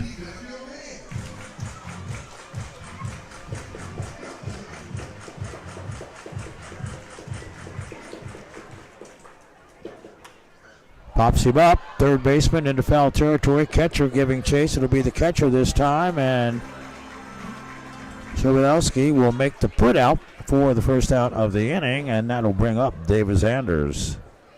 That ball nearly fell in foul territory. You know, the catcher ran over, got his mask off as he's supposed to do, but the ball fell quickly enough that he never really had time to settle under it. Yeah. And he almost stumbled trying to make that catch, but he made it to get Ritzy.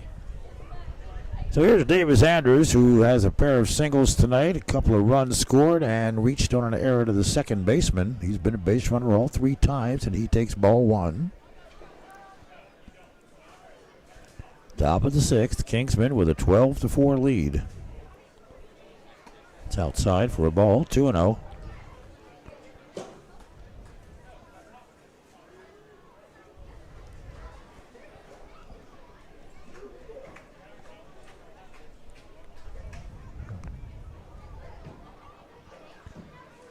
The pitch from Hewitt. This is outside, 3-0.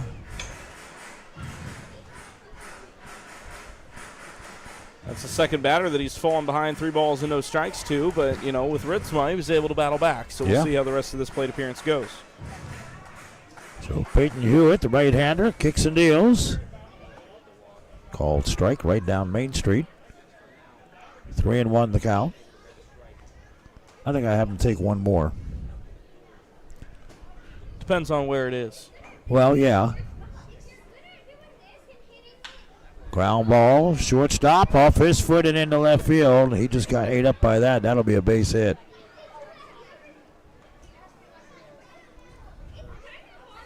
So 1-out single for Davis Anders, and that'll bring us to Gino Lazzari looking for his first hit of the night, although he did reach on an error. Buchanan was going to his backhand there, and it just off the top of his foot, it looked like. It was a tough play. Well, it was very tough. Hit pretty sharply. Anytime you're going to your backhand, you're moving to your right as a shortstop, you know. It's tough. Ground ball through the hole. It has eyes on the right side of the field, and we got runners at first and second. There is Gino's first hit of the night. You said it'd come eventually. That's right. I have faith. You know, right after you said that, he hit the ball probably harder than he just did when he had that line out to shortstop.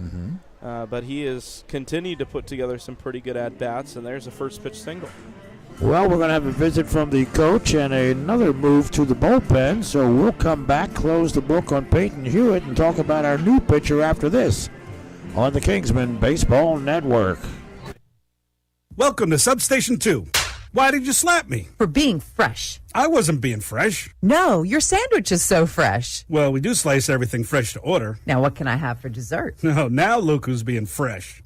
Oh, okay, I deserve that one. This is Charlie Ruffalo. Everything we do is fresh, fresh, fresh. Our bread is fresh out of the oven. Our meats and cheeses are cut fresh right in front of your eyes. We garden each sandwich just the way you tell us across the counter. That's why we're the best. Substation 2, Cherry Road, across from Winthrop. And we're back with breaking news. The new Coke Zero Sugar might be the best Coke ever. That's right, Jim. With an improved taste and 0 calories, make sure... Jim. Ooh, yes, this tastes like the best Coke ever to me. We're on the air. I need to try it first. With zero sugar and now even more delicious, is the new Coca-Cola Zero Sugar the best Coke ever? Find out for yourself. Distributed by Rockville Coca-Cola Bottling Company.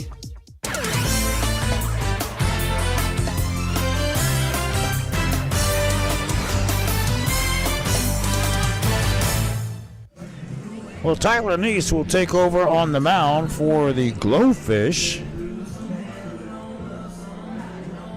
here in the top of the 6th inning. So Peyton Hewitt tonight, as soon as we get him pulled up here, we'll tell you that Peyton tonight came in and he worked 2 2/3 innings, giving up a run on 3 hits, did not strike out or walk any. He'll give way now to Tyler Neese, who will be the 4th pitcher of record tonight for the Lexington County Glowfish. And Neese started the game as the first baseman. He was in the 9 spot of the order. It was 0 for 1, though he reached on an error, and then he was pinch hit for the second time through the order in the bottom of the 5th inning. And I guess here's why. They wanted to get him in the bullpen with ample time to warm up and come into the ballgame. Well, we got runners at first and second, 1 out, and Christian Burney, the number 9 man, coming up. He's a single, driven in a run, scored a run, grounded out, has a couple of RBIs tonight, and struck out swinging, 1 for 3. But he's made it count. Swing and a miss, strike 1. And he's hit the ball hard a couple of times today. He was robbed of a hit his last at-bat when Drew Buchanan made that superb diving stop in the deep shortstop hole. He's taken a step or 2 over to his right away from second base, the shortstop has. Swing and a miss, strike 2.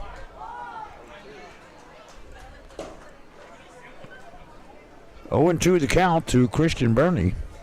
Caden McNeil waiting on deck. Runners take short leads. Nobody's being held. First baseman is on the grass. That's upstairs for a ball. 1-2 the count.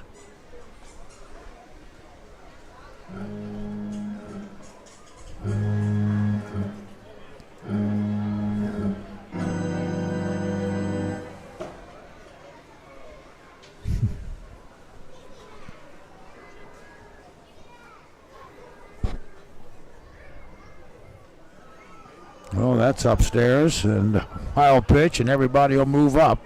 I think that one was in the attic. Yeah, I think so. That'll make the count 2-2.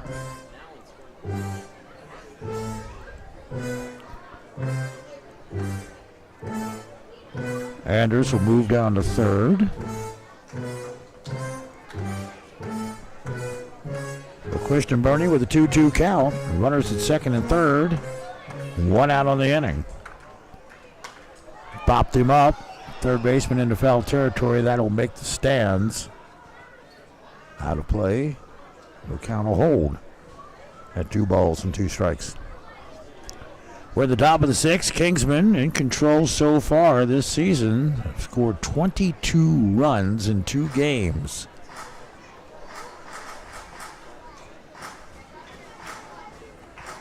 Due to offering coming up from Tyler Neese. Ground ball. Shortstop up with it. Throw to first. Nicely done. I tell you, very swift by Drew Buchanan. He did it again to him. Yeah.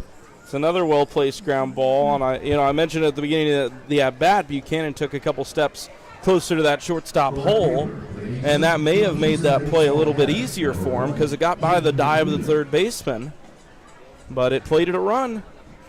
Well, Lazari will stay at second, and that run did come in to make it a 14-4 game. And back to the top of the order now with Caden McNeil, and what he has had. He's scored 3 times. Let me just start you with that. What's more impressive, 3 runs scored or 4 stolen bases? Well, that was coming to that. You're right. Well, sorry I jumped the gun. No, that's fine. That's what you do. That's exactly what you do. Single in the first, stole a base then. Hit by a pitch in the second, stole a couple of bases then. Turn around, stole another base in the third. And then grounded out in the fourth. And now he's worked himself to a 2-0 count here in the top of the sixth.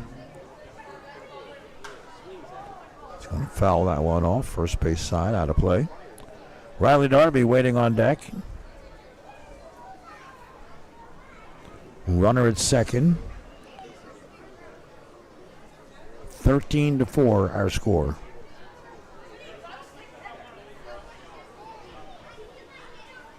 Swing and a miss. 2-2 the count. Everybody clap your hands. 2 outs on the inning. Caden McNeil, the batter. 2-2 offering coming up from Tyler Neese. Comebacker up the middle. Second baseman up with it. Throws, and he's going to be safe. And almost had the runner picked off at third, but and then overthrew the third baseman. The left fielder backed it up, so everybody will stay put. Meanwhile, down to second goes McNeil. I'm going to say something that I don't think has ever been said during a Kingsman baseball broadcast. Caden McNeil's really fast. Oh, yeah. Very.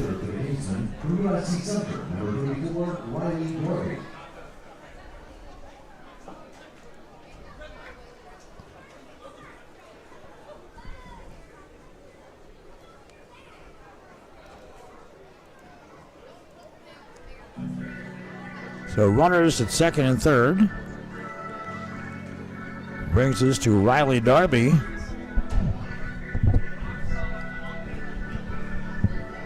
Left-hand hitter stepping in. Runners at second and third, and 2 outs in the inning. And Kingsmen do a lot of damage with 2 outs in an inning.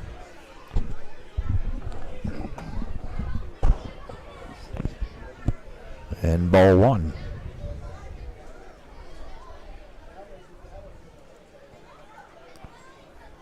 Josh Jackson waiting in the on-deck circle. Pop foul back behind us to our left, out of play. 1-1 the count. Tuesday night, let's make a date. York Comprehensive High School, 6:30 first pitch. The Joanna Hornets come to town. We'll be on with the pregame about 6:15. Get you caught up on all things Kingsman. That's high for ball 2. 2-1 the count. Jackson waits on deck, and Alan Benhart hoping for an opportunity if he gets the chance. 2 outs in the inning. Runners at second and third, and the Kingsmen not done yet.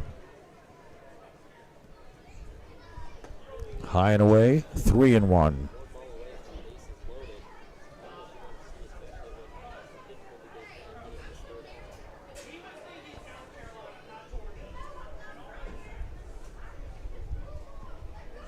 Big fireworks show for the fans coming up after this one, and this ball 4. That'll load them up, and this is not good for the Glowfish, because here comes Josh Jackson, and it's the heart of the order. 3-man, fourth, waiting on deck. This is the power. The Kingsmen have had at least 5 hitters come to the plate in 5 of the 6 innings of this ball game. This is the 7th here in the 6th. There's a called strike. Just been difficult for Glowfish pitchers to get outs. Yeah. Neese looks in. Misses high and away. 1-1 the count.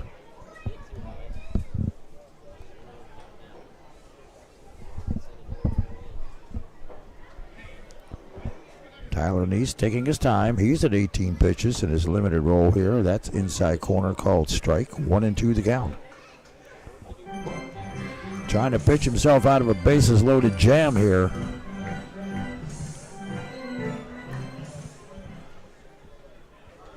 The pitch is upstairs, 2-2.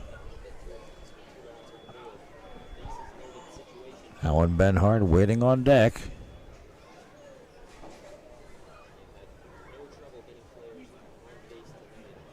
Tyler Neese looks in. The right-hander deals. Fouled into the screen. Count a hold at 2-2.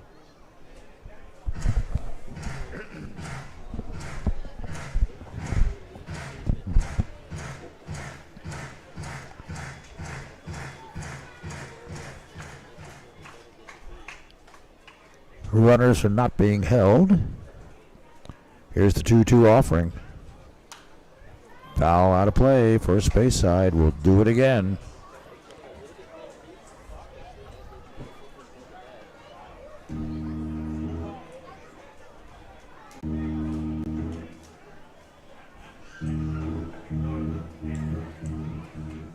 Two-two offering.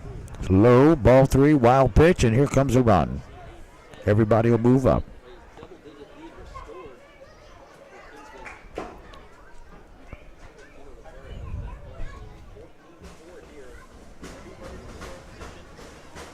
And it was Jackson a couple times around the order ago. We had talked about it, that he drew a really long walk, 9 pitches in that at bat.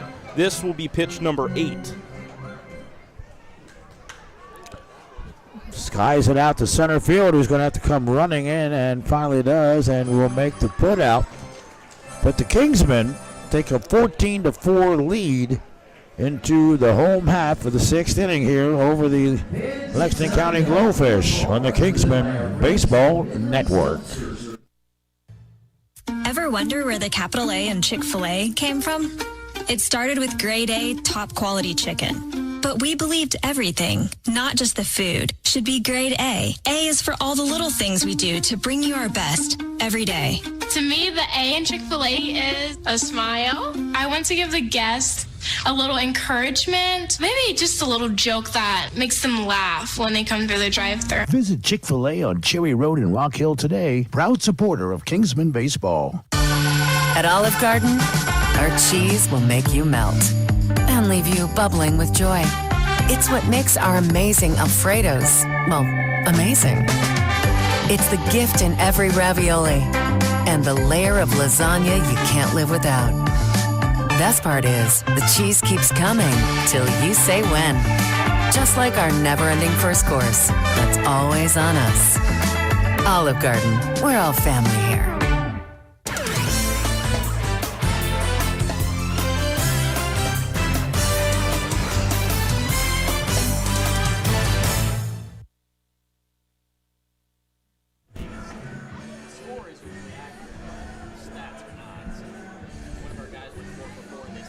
Well, the Kingsmen feeling like they found some paradise down here in Lexington County tonight as they enjoy a 14-4 lead over the Glowfish. We go to the home half of the 6th. It'll be Trevin Garner, Toby Sobriowski, and Maddox Free scheduled up for Lexington County. And is taking his tune-up tosses. Ben France entering his 2nd inning of work.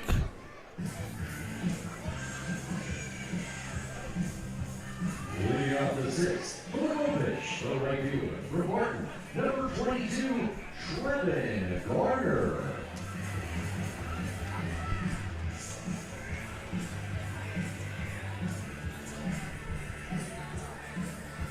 Little AC/DC on a Saturday night.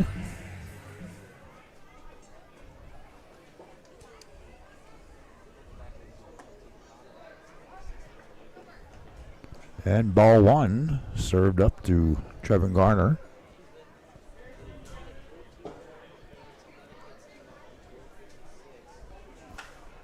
Ground ball, first baseman off his ankle and throw to first. They will not get. Oh, they do!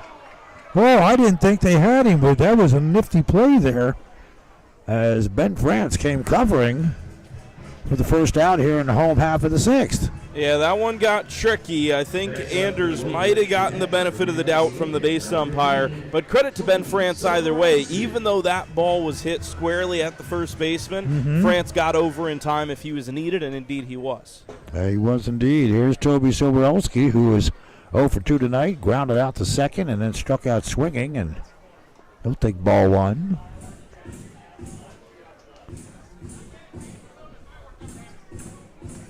France looks in, nobody on, one out. We're in the bottom of the sixth. Inside corner, called strike.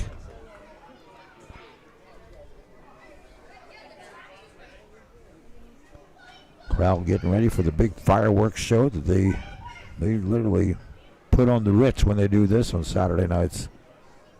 1-1 offering on the way, called strike two.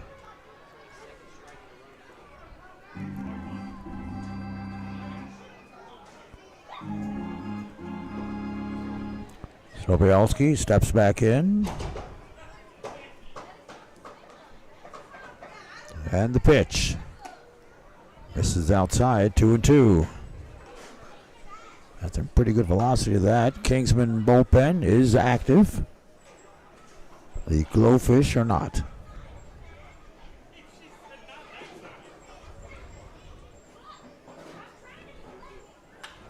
And fisted him and right out to the center fielder, who maybe takes a step to his right for the second out. Yeah, hard to be much closer to Josh Jackson on that fly ball. It was hit well. Oh, yeah. But it tailed right into his glove. He barely had to move. Right at him.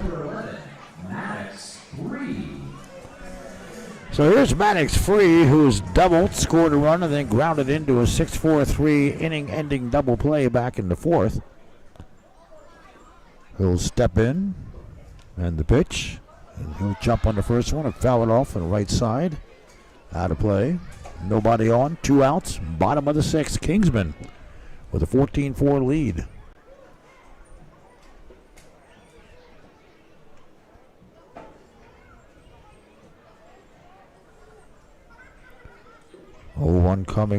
Offering coming up from Ben France. It's fouled off there behind home plate. 0-2. And France has looked pretty good since stepping on the mound. He sure has. This is his fourth hitter. Got his first 3, 2 ground outs and a line out. And he looks comfortable in his Kingsman debut. That's certainly a good sign. He's thrown 11 pitches.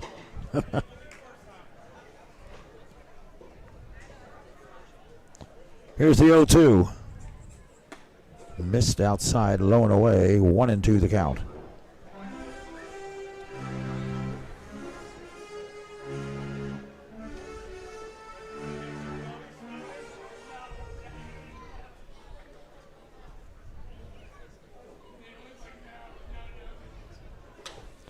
And he'll reach out and stroke that into left field for a 2-out single. So the Glowfish are not going to go quietly, of course. Well, here is Tucker Bryan, the second baseman, who was singled, scored a run, and then reached on an error to the pitcher, and then got stranded. 2 outs, bottom of the sixth. Kingsmen lead it 14-4. Runner on first being held by the first baseman, Anders. France comes off and fouled out of play on the first pitch, right side. 0-1 the count. Waiting on deck is Easton McClutchin.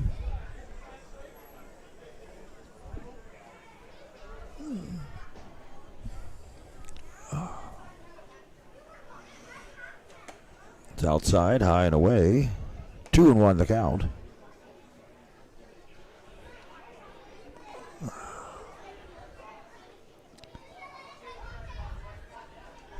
Short leaded first by the runner. France taking his time, waving off a number of signs. Comes back and a 59.5 footer. That'll advance the runner. And a wild pitch. Kingsmen do not want to get careless here.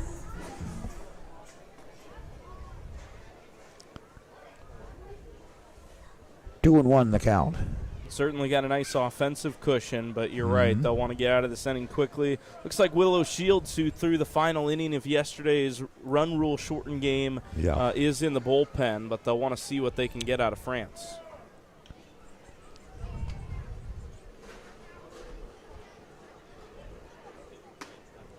This is low and away.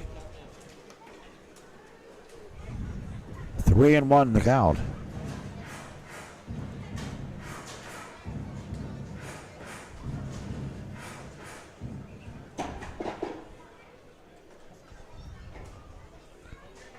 Three-one offering, outside corner. He thought he had ball 4. Mr. Umpire said, no, sir, you have strike 2, and it's a full count.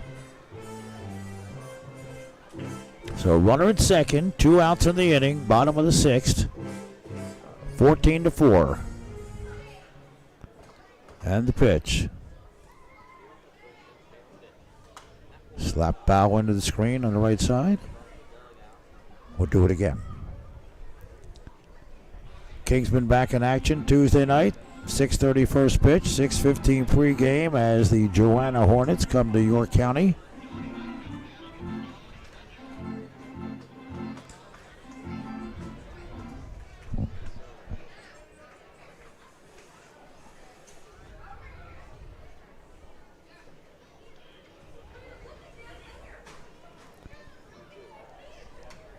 Foul into the screen.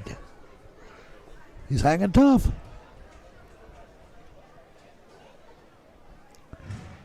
"20 pitches now for Ben.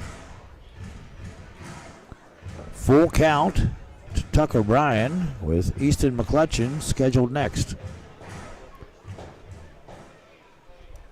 Willow Shields loosening up to close the deal. Oh, strike 3. He was running for first base like he had ball 4, and no, sir, you had strike 3, I'm afraid. So we head to the top of the 7th inning. It'll be Alan Benhart, Brady Yarborough, and Rayson Ritzema as the Kingsmen. All right. I believe that's it, huh? Looks like it. They're celebrating out by the mound. I guess they're calling it. You know, it is getting to be 10 o'clock. We played almost 3 hours. Well, I was just getting warmed up. What do you mean? We'll come back. We'll put a lid on this one, friends, here. Kingsmen put another one in the win column, 14-4 on the Kingsmen Baseball Network. We're right back after this. Let's kick back for the moment. Toss all your worries in the air, 'cause you forget them when you're there. Let's go out back tonight. Let go of the day. Go out back tonight. But the steak is thick and juicy. The shrimp is grilled and sweet. The chicken, tender. Your only worry is which to choose. Let's go out back tonight. Tonight, let go. Like we'll still be there tomorrow. Go out back. This is Scott Davis with Northside Baptist Church, and I'd like to share why we're honored to support Kingsmen Baseball, especially in light of a culture that produces young men capable of unthinkable violence and incredible apathy. It's so encouraging to help an organization that teaches young men character through the great game of baseball. Add to that our shared convictions that the surest way to success and significance is through a living relationship with Jesus Christ, and you've got a winning combination on the baseball diamond, in the boardroom, or wherever God calls these young men.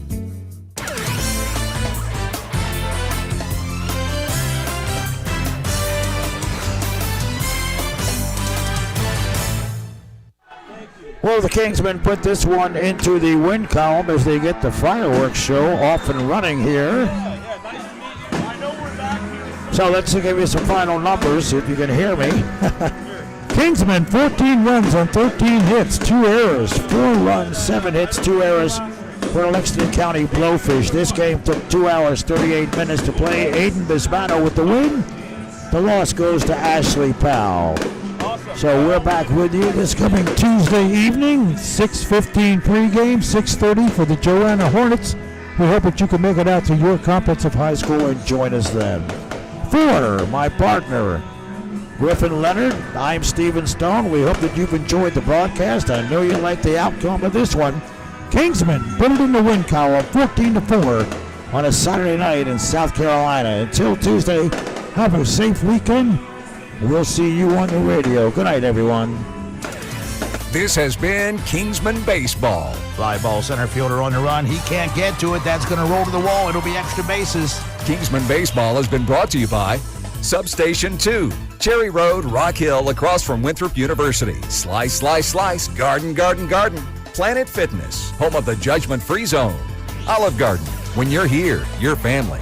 Rock Hill Coca-Cola Bottling Company, Open Happiness. Outback Steakhouse, no rules, just right. And by Chick-fil-A, Cherry Road, Rock Hill.